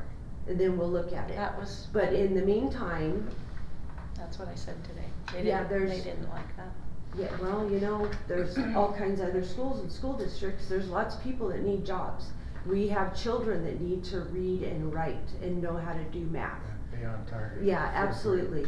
Yeah, because where the bottom line is whether we like it or we don't like it, the student suffers, and we don't work for, we work for the public, it's their tax dollars, it's their children, in some instances the teacher's children. But that's, when we have something that works, why would you not wanna do that? Because you didn't think it up? Because you didn't have a hand in it? No, we're supposed to be here to provide the best education we can possibly provide, and that's actually our reward, right? When we can say, no, look at this, here's our third graders, here's our eighth graders, here's, Right. look at this. That's the return on our taxpayers' Right, yeah, investment. absolutely, and Yeah. that's the proof that we actually know what we're doing, right? And, we can make excuses, and we already know, like, some of these numbers are ridiculous, like graduation, whatever, but we know internally what's working. Right. And that's what we should be striving collectively to do, is the thing that works, not repeating what doesn't work. And why the education system ever got away from phonics, I have no idea. I do not know how anybody reads without having, well, I know It's they a don't. sight, right, I they know read people. by sight, and if they Right. come to a word they don't Right. know by sight, they can't read it. Right, yeah, I know 60-year-old adults that can't sound out words because when they went to school there was no phonics. Mhm. So we should never be teaching reading or recognition of consonants and vowels and blends, diphthongs, whatever you'd wanna throw out there without phonics. I mean, that's just, we should never wanna commit to that. I 100% agree with you. Yeah. The good news is Lynn and Norma did take the new Amplify phonics scope and sequence, and they set it side by side with VOAC. They are very similar.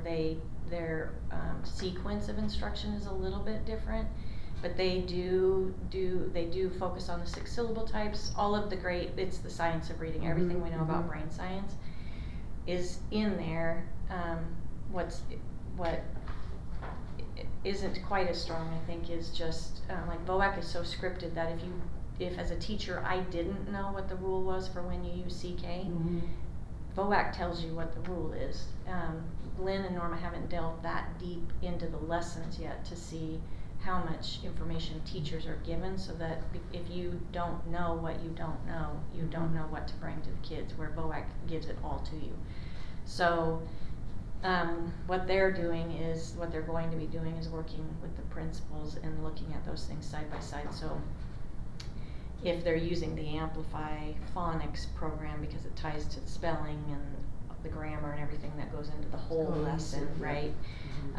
That we're making sure that we're using the VOAC program to supplement, and that we're using the VOAC instructional strategies, which are is the part that is the strongest for the program because it's completely tied to the brain research.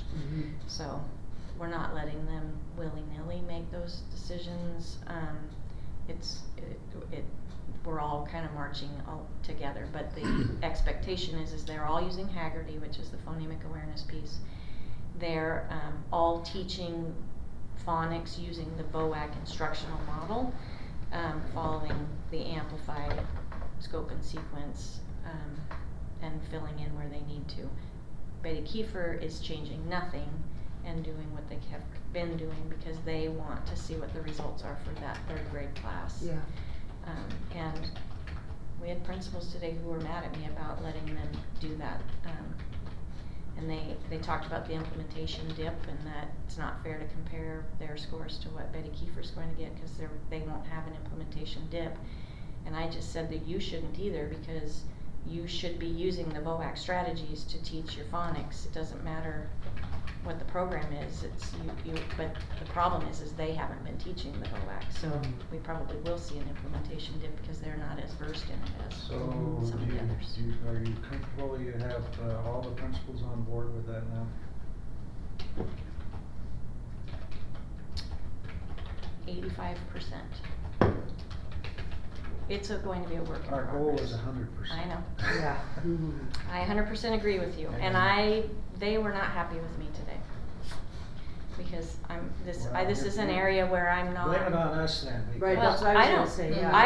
I don't care if That would be something I wouldn't mind being blamed for, that I Yeah, right. expected something. I'm okay with them not being happy with me because for the entire time that I was the assistant superintendent, this has been my focus, and because I was not the superintendent, I didn't have the level of authority that I needed to get people to do what they needed to do. Right. And now I do.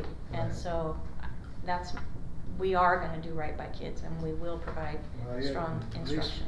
on my behalf, you can communicate that the board is 100% supportive of what you're doing. Yeah. Absolutely. It's the right It's the right thing to do. Yeah. It's the right thing for kids. Absolutely, because if Yeah, kids that's the can't whole leave purpose. 3rd grade and they can't read, school is forever hard for them. Right. And then doors close because they stop trying because they don't want to work that hard, and things that they should be able to do, they're not able to do. And I don't want that for any child, so. And that's ridiculous when we have the tools and resources for them to. And we've got, if you guys ever have time in your day and wanna go with me and watch reading instruction at Betty Kiefer, it's like magic, okay? So you can see what it looks like, but it's amazing. Yeah, I think I'm allowed on that campus. You're allowed at all of the campuses. So, okay, correct words per minute. So kindergarten does sounds per minute, and our target was 90, they hit 96. Awesome. So that's awesome. Bump them to 100. Bump them to 100, okay? I think that's a great target. What we found in the other 3 grades with the words per minute is that the teachers weren't specifically teaching to reading fluently anymore because the IRI has changed. So we had to go back and and work with the teachers on what does the instruction look like when you're working on fluency, because they had let that go. So the numbers are not where I want them to be. All of our grade levels should be 95% or higher. So. Well, and what was our rule for this? Was this at 3%? Well, that's 5 there. And this So we set the target at 63, and 1st grade hit 68. So then 2nd grade should hit 68. I think we should bump 2nd grade up to 70 because they were at 68 Okay. this year. I would agree with that. Okay. And then second graders were at 63.7. So if we bump them up a little bit, Mhm. what do you want that to be? 3, but what was this, that's why I asked, wasn't this the 3% increase, or we were just, This was That's new. what we did last I think year, this, was 3% Okay. across the board. but I Okay. think this target was new last year. Our LEA chose them. This was the first year that we did the Yeah, we correct ones added per this, minute. these benchmarks last year that we didn't have the. Yeah. So if you did 3% and you rounded your 63.7 to 64, you could say 67. I mean, this year's third graders ended at 66.7, so. But we only raised second grade 2%, Mhm. because they were at they should be coming in at 68%. So do you wanna move it to So- 71? What do you think? Yeah, I think 71 is. 71. Yep. And then 67? and not only that, I think if the staff has a percentage in their head, it's very easy, I would think, for them, they can look, they always know there's a 3% minimum expectation, Mm-hmm. you know? So then I would, what do we wanna do for first grade? Because we targeted them for 63, they came in at 68. Yeah, that's awesome. And I do think we could bump it to 71% as well. Absolutely, when you consider that those are the kindergartners Yeah, that that are are- coming, that came in at Yep. 96.6. Right, they're coming in Yeah. strong. With their letter sounds? Yeah. Yep. Yep, I think that's awesome. That, one of the things that I do say to our staff that's not popular ever, when they're writing their SMART goals, and they'll literally put on paper that 75% of their kids are going to achieve a goal. My response to them is, which 25% aren't, and when are you gonna notify the parents that you expect that they won't? And they always look at me and go, what? If you're writing a goal that says you expect only 75% of your kids to reach this, then you're already setting the bar low. Mm-hmm. So you may as well let Kids the are gonna parents fail. know right now that they Yeah. can just plan on the Yeah, fact that their your kids kid aren't. might be You're one of those fair ones. 25%, Ramona. You are Yeah, not you would going put to. everybody's name in. Exactly. Oh, Okay, kids, yeah. everybody draw So a name. I always Okay, tell you the go teachers. sit out in the hall, cause Yeah. they don't expect you to do anything anyway. Right. Yeah. Your goal should be 100%. Right, Put it on paper. yeah, 100%. If you get 98%, we're going to celebrate that. right, Mhm. But we don't start off with a low goal and expect Right. that, you know, a quarter of your class is not going to meet your Yeah, their standard thinking is expectation. convoluted. It's all tied up with that darn APE money, because Mhm. you have to hit 75% of your kids have to hit your target to get the money, so they just set their goal at 75%. well, that's not So. holding themselves very high in accountability. Mm-mm. But it is highly offensive to people, and I say that. Well, it's highly offensive that they push back when you told them that they're gonna do something. So, okay, college and career mentoring. I had to reach out to the counselors. I have Lakeland High School's percentages. I don't have Timberlake High School's yet, but Lakeland High School had 49% of their juniors and 53% of their seniors took at least one dual credit or AP course last Okay. year, and I don't know what Timberlake's are going to come in at. So I don't know if they're right around kind of where we set our mark. So I don't know if you want to do a 3% increase there. I mean, we've got 50% or more of those kids are taking. Yeah, That's pretty good. That's I what I think was that's thinking. that's a little different than Yeah. reading and Mhm. writing. Yeah. This is sort Yes, of a like. Because Just there not- are factors that come into play. Yeah. with that. Right. The other thing that we could do, because this is really focusing on college-bound kids, we're not really tracking our CTE kids. Yes, we So talked we about that could last add a metric for next year that says the percentage of students at the high school level who are taking Enrolled in any. a CTE course. Mhm. Yeah, that Yeah, would be great. I like You think it. that? Yeah. Okay. Yeah, Then we're capturing everybody. I'll put that in there. of, do you just wanna do juniors and seniors? Do you wanna do ninth through High school 12? level, I say. Students. High school students? Yeah. Cause I don't know, is it only juniors and seniors that can go to K-Tech? Well, K-Tech, but at both schools, we have, like at Timberlake High School, you have all the FFA courses, those Right. are all CTE. The And those shop. start at freshman, right? Mhm. The So then I shop, think the it should shop just be student. classes, and then Corey Pettit's got his, and then you've got Yeah, the there's FC, welding. FCS Right. is Oh, CTE. yeah. So there's definitely things on campus kids can be taking. So high school BPA. students who take at least one CTE course. Okay, so what do you want our performance targets to be? Are we looking at like 50% of our juniors, 50% of our seniors? I would I take would one love of these. one, thank you. Do you wanna stick with kind of what our performance targets were last year, cause we basically hit them? And then, so what do you want that to look like? Thank you, Michelle. I think those are pretty good numbers, really, like we said, about, for what they are, you know. Right, cause not everybody's going to college. Right, Right. right, exactly. No, but I wonder how many.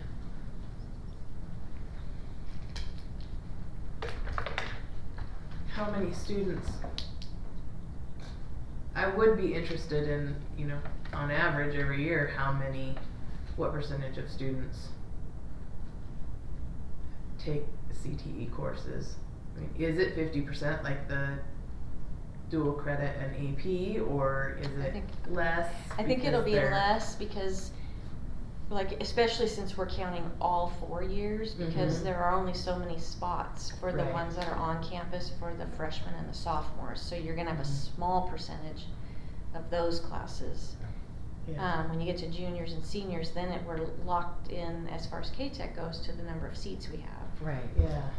So I would say that our CTE numbers are gonna be 15-20%. lower Yeah. because you're looking at. 20%. Mm-hmm. Yeah, that's what I Yeah, was that's, figuring. yeah, I didn't wanna go with a 50%, cause, Right. I mean, if that's unreasonable, if, you know, we just don't have the availability for those classes for. Well, and I think if it's the first that year we're number of measured, students. yeah, we say 15%, and for Yeah. the first year Yeah. implementation, here's a goal we're gonna collectively try and hit, and then, Let's see where we're at. yeah. Okay, so 15. And then for the other two, do you want to just keep the performance targets that we had last year? Or do you want to modify those at all? I'm fine with those, I mean, those are 50%, you Yeah. know. Well, what I would say is if the results come in higher, then we should bump it up to the higher, to whatever that year's accomplishment was. Because then you can kind of see if we're ebbing and flowing here, or if we're on an incline. Mhm.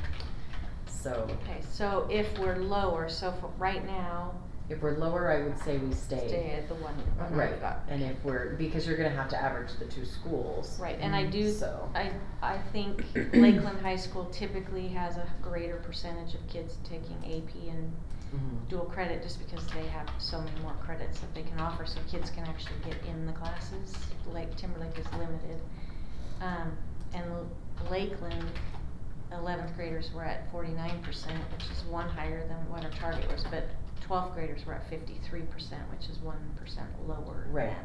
So I anticipate that these numbers are gonna be a little bit lower than our performance targets. Okay. So why is, Timberlake's offering less? Part of it is, that's a good question. I mean, part of it is you have to have staff who want to offer those. So a lot of Timberlake High Schools, dual credit courses are being offered through NNU, which has made it easier for them to offer more because they don't require you to have a master's in your content area. Lakeland High School has a whole bunch of teachers with master's degrees. Timberlake High School doesn't. So for a long time, it took them a while to get their program started because they didn't have teachers who could teach for NIC. Then NNU opened up, and now they've got physics, they've got calculus, they've got Algebra trig. Algebra, the Trig. pre-calculus and trig. Yep. They've got history, but they also have a smaller staff, so they have like half as many teachers up there as Lakeland High School has. So they We just need have. to fix that, and there's really no reason it should be that discrepancy. I know that you probably have, different culturally, community culture, but now, see, instead of not allowing kids to buy playground equipment, equity to me would be the offering the same thing. Mhm. Even if it, or at least the same amount of class at the same level, it might be different because you have a cultural difference in between the two communities, and it might not be as great as Yeah, it I used to know. be. Yep. But I don't, those are the things I think should be equitable, because there should be no reason that students who their parents happen to bought a house north don't have the same offering as those who bought their house. In town. Yeah. In Rathdrum. Those I think are things that we should look at to Keep working fix. They can't be Yeah, disadvantaged. absolutely. They Yeah. shouldn't be Yeah, that disadvantaged. should, yeah. Well, and part of that I think is we'd have to go back and look at those master schedules, cause when you look at some of those dual credit classes at Timberlake High School, those are the classes where you have the small numbers of kids in there. Mhm. So, Yeah. My computer just died. Do you need a power cord? not all of them, I have mine. but some of Okay, them. 'cause I was gonna They say, I just can don't just have as give many you mine. kids Just going gotta into get those mine out. classes, so, but I agree with you, I don't think we're offering an AP, like at Lakeland High School, we have AP World History, not a dual credit, but an AP, which you can get college credit for if you score high enough on the test. I don't think we're, are we offering AP World History anymore at Timberlake? I don't know about world history. I know government. Right, government, yes. But I don't know But about so- world history. So what I can do, which might be helpful for the Thank you. board, is I can bring to you kind of Lakeland's AP and dual credit offerings and then Timberlake's, and we can kind of look at Yeah, where and the see where the disparity is imbalance is, and yeah. start working with staff to see if we have interest in teaching some of those courses. I would ask the students too, I'd Yep. poll the students and their parents and ask them, what do you think about this, whatever this is? This is what Lakeland offers. Right, Is this of interest to? right, The community. Yeah. yeah, Or, here are things we could offer to you, are there others that you might want? Right. Because just Yeah. because Lakeland's offering it, they might not be interested in that, but there Right. might be Right. something Yeah. that they're Right. interested in. Exactly. I like that approach, yeah. Mhm. yep, So I'll bring you a list of what's being Yeah. offered currently, and then I'll work with Mr. Eberlin about how we can get some input from kids about what they might wanna add. And then how, we'll look at the master schedule and figure out how to do it. mhm, Okay, so I will put the performance targets in based on what I hear from Timberlake High School. If the school year 22-23 results are lower than our targets, we're gonna keep our targets. If the results are higher than our targets, we're gonna go with the current results. Correct. Correct. Got it? I don't know if I agree with that, and I'll tell you why, because when we set those targets high, we're gonna put pressure on the staff to try and meet that, which means we're gonna force kids who might not be interested, cause we're talking about going to college, and we're talking about, you know, I don't know if that's, I mean, I don't know, I don't agree with that, I think if we're at a 50% across the board, if more kids wanna do it, more power to them, but I don't want the staff to feel like they're pressured to meet this goal, and then they're making sure all these kids are going in, filling out FAFSAs, trying to, you know, make sure that they're getting their college courses and all that, when they might not wanna do that, you know? So then, do you think we should lower seniors? No, I don't think lower it, I think keep it the same, just keep 40 everything. Just leave it where it's at. Yeah, you know, if they're at a 50% margin, I mean, that's what I'm looking at, Okay. so we're saying we're looking at our class of seniors and juniors, and we're saying half of you are gonna be this college-bound group, you know, 15-20%, whatever, are gonna be our CTE kids, and, you We know, have 5% are going to the military. Right, right. And or others are whatever, going so out and into the so. workforce. yeah, joining the family business or So do we just wanna round out those performance targets at 50 and 50 50/50. and just, Or see where we're at with those, Mhm. numbers, you know, whatever you were saying, they came in at 53 and 50, 49 and 53. oh, 49, well, there you go, so they're about 50%. Mhm. Yeah, that's a good average. Yeah, 50/50. Okay. 50/50 bucks. So you want me to put 50 and 50? Yeah. I mean, that's my argument for it. no, Because it's no, not, I agree with it- that was yeah. a really, Yeah. that was a really good point, and, yeah.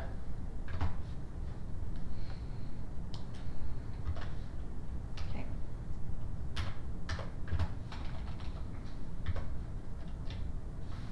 Well, and sometimes the, just talking about, you know, some of those kids are gonna be in both of those categories. Right. You're gonna- You know, you're not looking at those being completely separate. There are kids that Yep. take dual credit, AP, and CTE classes, Mhm. so. Right. Mhm. Yep. Yeah, I mean, even to do the auto mechanics or machining or any Mhm. of that, it's still a lot of them in the, you know, community college AA or whatever. you know. Right, but Some getting- end up going on to engineering once they get in there, like, Mhm. oh, this is Ooh, pretty this is cool. cool, yeah. And I bet you we have a lot of kids at Timberlake High School who take at least one FFA type class or the shop class and are in Colleen Wells history class, you Mhm. know. Well, Katie did all three. She did AP government and a bunch of dual credit classes and did FFA, so she did all of the ag Yeah, classes. so we are all 4 years, capturing so. some kids who are in both categories. Mhm. Okay, at the bottom, the highlighted part is just the narrative, and I just copied over what we wrote last year. I just have to update the graduation rate, so it's Mhm. highlighted in yellow until, and I'll change the dates. I'm just waiting for the information. Okay. And then the staff performance report, I'm working on, I haven't,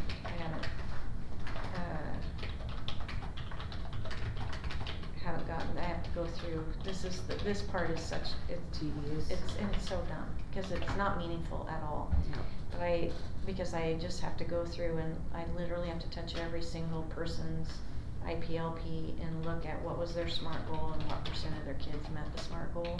And then I have to identify which teachers had used the same assessment for their SMART goal. Oh, yes, yes, Oh. yes. Such a pain.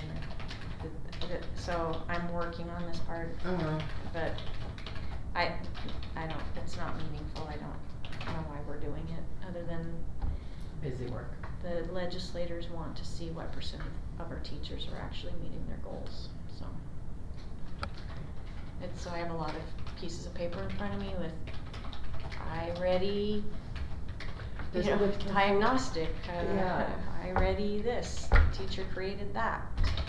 I mean, doesn't the Wow. performance of the student already tell you whether the teacher's meeting the goal or not? I mean, why are we double measuring things? I don't know. Yeah, Check especially and when you look at the balance. entire class. Mhm.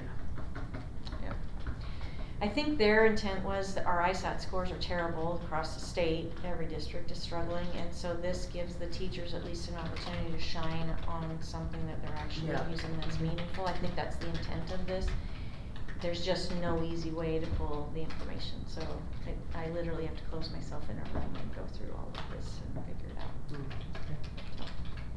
It will be done prior to Well, I'm October sorry you 1st. even have to do that Yeah. without being able to have something a little more automated. And they have to use the same assessment, and there have to be five Yeah, of them with the same assessment to count, so. yeah, I remember this was that new implementation, yep.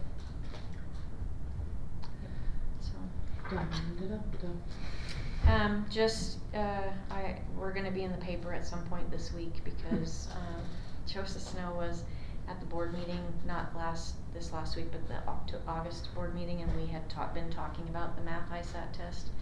Who? And Joseph Snow. She's the reporter.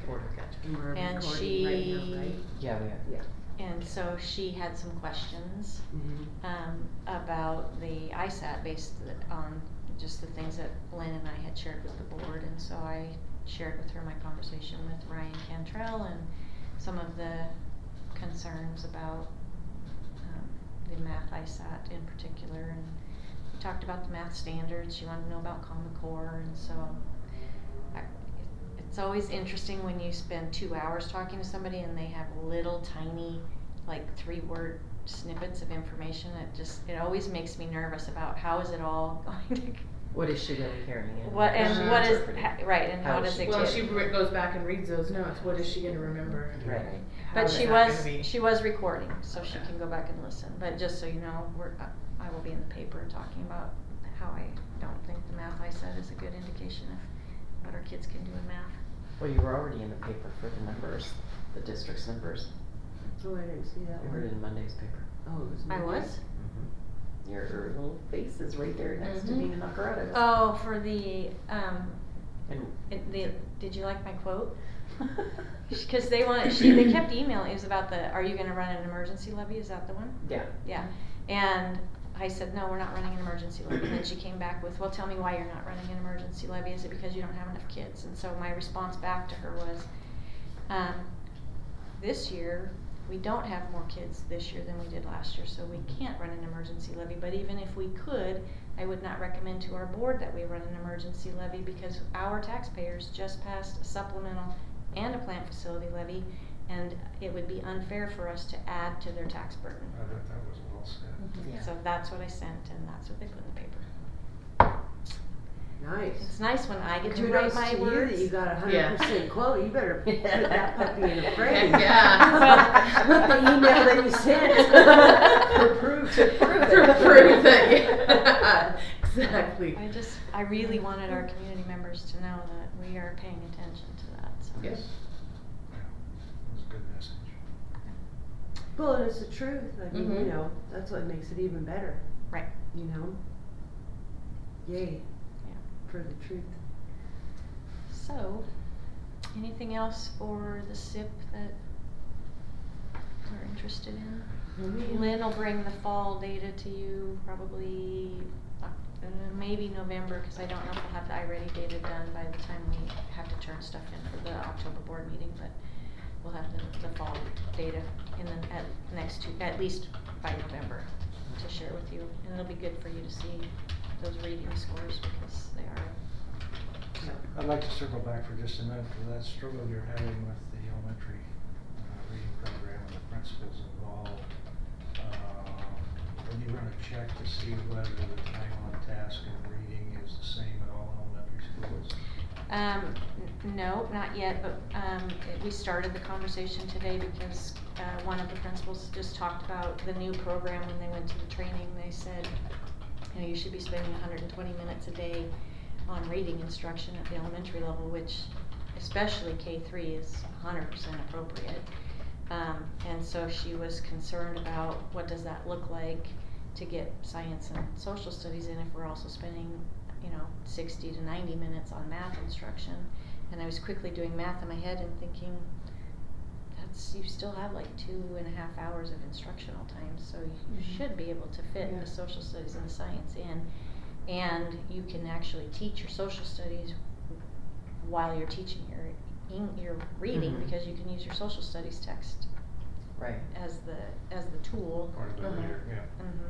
So so we started to talk today about instructional minutes. So I am going to circle back around, and I am going to ask them to provide for me how many minutes at each grade level they're spending. And It'd be interesting to see whether or not that is contributing to the discrepancies.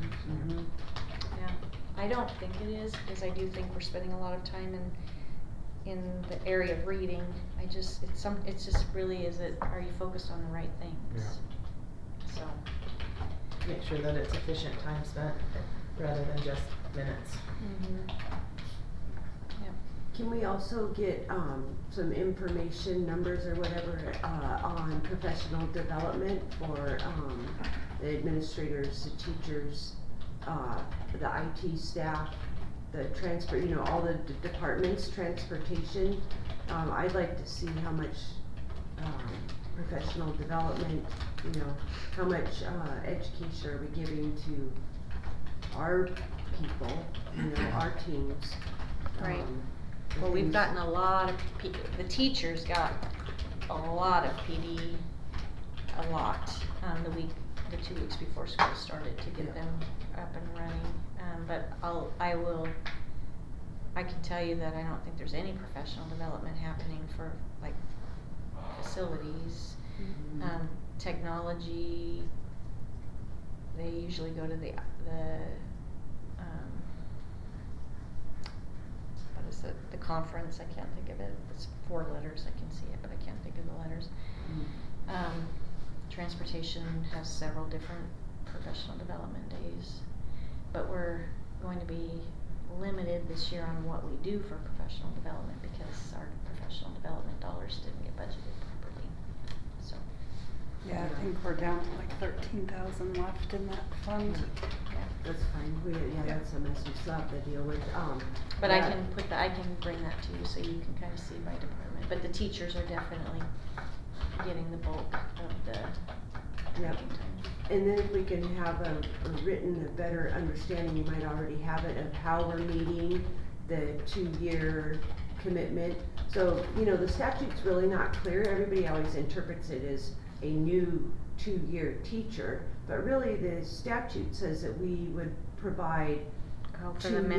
years. Yes, Mhm. well, 2 years, the professional development, mentoring, what have you.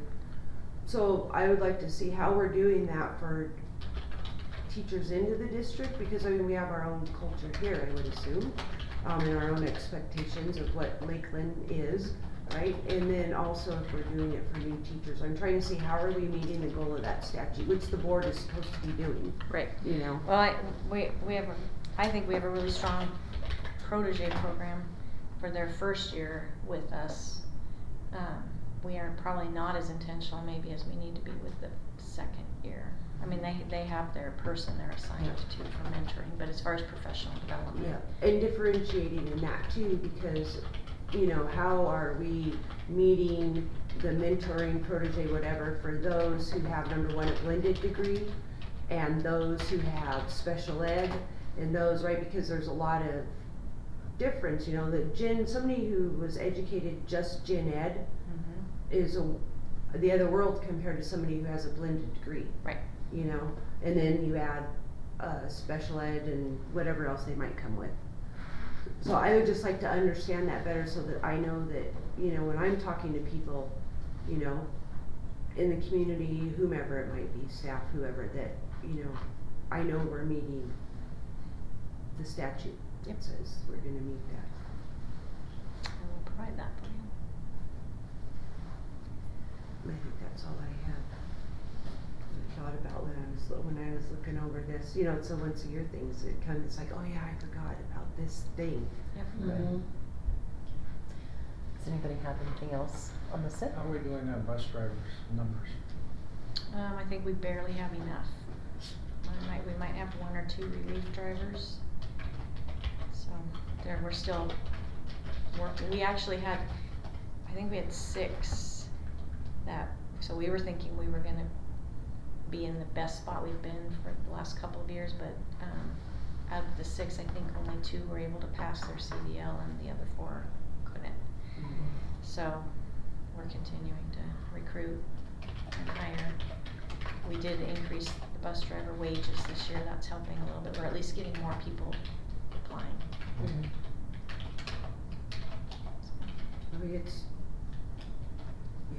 If it gets to the point to where we need to, have a conversation and see if we can have that conversation, if we have to come up with some incentive to get people to take a job.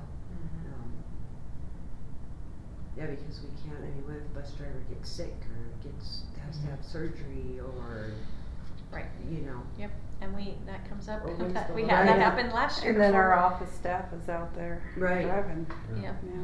And that irritates parents, cause they're trying to call the transportation department because the bus hasn't gotten to the stop yet and there's nobody to answer the phone cause they're all driving. Yeah. Then I have a radio over here and I'm answering phones and radioing the drivers, so yeah, it's not fun. It's all hands on deck, yeah. So, that Lucy, That's that old crazy. Lucy, episode where she played I think it was her, right? She had the hat that had all the different bills on it. She kept turning it depending on what she was. What hat she was wearing. That's what I feel like a lot of days. Yeah, you definitely have been this last couple of weeks. So, the principal said that this was the best start to the school year that we've had in a long time. That's exciting to hear. That's super great. Super, yeah, the kids came in super smooth, parents are happy, Good. Okay. Kids are happy, staff is Yay. happy. Yeah, That's good. awesome to hear. That is really good. Yeah, I know, that's great. so, just keep it going. There a feel for the number of parents that got rezoned that actually came and, or those that opted out of the district or went, asked for a transfer to another school, just in general. I don't. Anna felt like it was probably 50-ish families that we lost as a result of the rezoning, but I don't know if that's accurate. I don't know if people moved because they can't afford to That live sounds here. pretty high. Yeah. Mhm. And Really high. yeah, and Jake is down from 466 to 402, which is exactly what we were hoping for. And Anna went up from 270 to 360. That's much more. Yeah, that's a lot. Maybe 380. She's closing in on 400, which is what we were trying to get Right, her That to. was the goal. Yeah, and Tiffany's down 60, but we didn't move 60 kids from her building. So I think that some of what we lost at Twin is just people moving. So, So overall, it worked out, it sounds like. yep, and we tried to work with individual families, and we really looked at each child and what was best for the child. We definitely had some situations where, we had kids who with severe anxiety, and forcing them to move as a 4th grader wasn't what was best for them. So we found a way to make that work so they could stay. And I think parents appreciate that when you're willing to sit down and work with them one-on-one to try to find what's going to be best for their child. And then we had a couple who were able to zone transfer back to Garwood because for kindergarten, because our kindergarten numbers are low across the district. It's just crazy because last year they were so high, Right. especially at Garwood. Right. Yeah. It was not. Something was happening in 2018. I don't know what it was. Look. I don't know what it was, but It's when times were good, pre-COVID. right. Maybe they just were too busy doing things. They just went to sleep. But yeah, The so we economy don't. was good. There was a lot Right. of good Yeah. about 2018. Yeah, so we Yeah. just, Mm-hmm. for whatever reason, this is just a low birth year, so. It happens. Yep. The other wonder that I have is, and I wonder if it will continue to be an issue for us, is we continually hear from families who want to be in Lakeland and can't afford to live in Lakeland. And Mhm. so If that's, they can't afford to live here, they can't afford to live anywhere in Cook County. Yeah, Yeah. but they would have to drive or find some transportation or something, but with the new law, that shouldn't prevent them from coming now. right, nope, and it If there's doesn't, spots, if we have a you spot. know? And so Yeah. Rebecca actually spent all week this week calling families, so if they had requested an open enrollment to Betty Kiefer 3rd grade, and Betty Kiefer doesn't have any room in 3rd grade, she's looking at that sheet that I shared with the board Monday and calling the families and saying, we can't accommodate you at Betty Kiefer, but we could accommodate you at John Brown or Twin Lakes. Are you interested in either of those schools? Mm-hmm. Are they open to that, or? Yeah, for the most part, most of them are. So I it's think happening. But- a lot of people But just some want to people be who in are Lakeland. up north and we're hoping to get in Spirit Lake or Athol, that's not feasible for them to drive all the way down here. Mhm. So that's where they have said no, but yeah, for the most part, we were able to fill most of them. Yeah, so we are Alright. abiding by the law. How about the ADA a little bit there? Exactly, but, yeah, we're down 130 kids. is that? Well, Brian used to say a classroom is a unit roughly, so, 25 kids, you're looking at 5 classrooms? Mhm. So 5 units,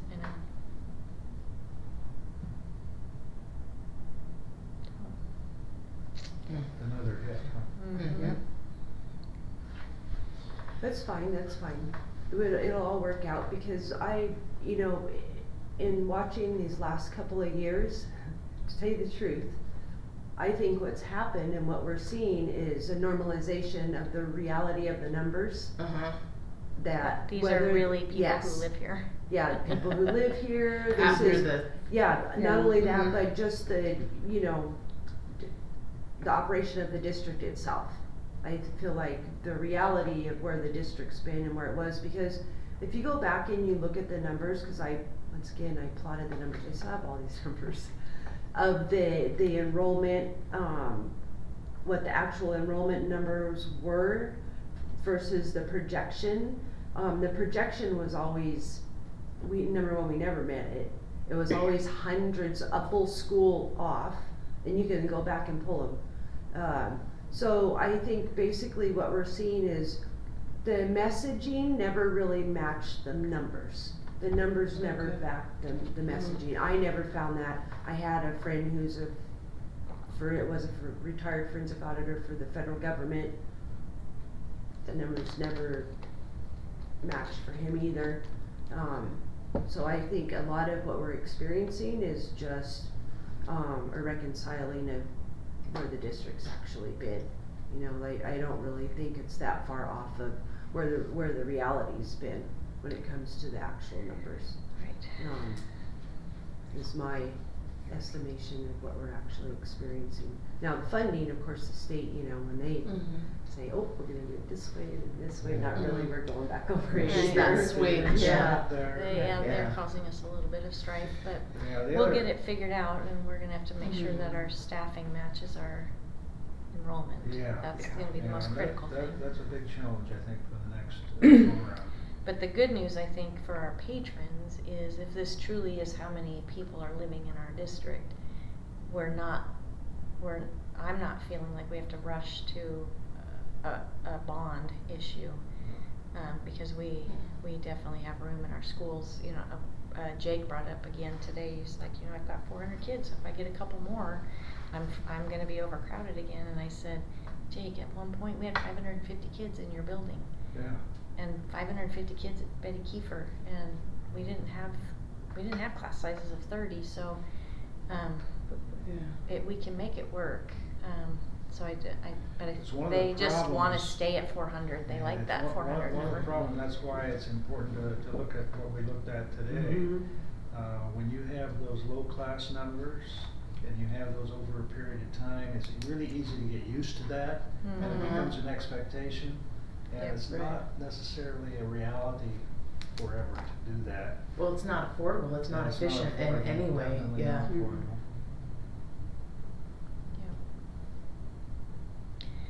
Yeah, I would just like to get us a little closer staffing to what the state's actually Yeah. funding for Mhm. us, so that we can operate within our budget and not be dipping into our fund balance.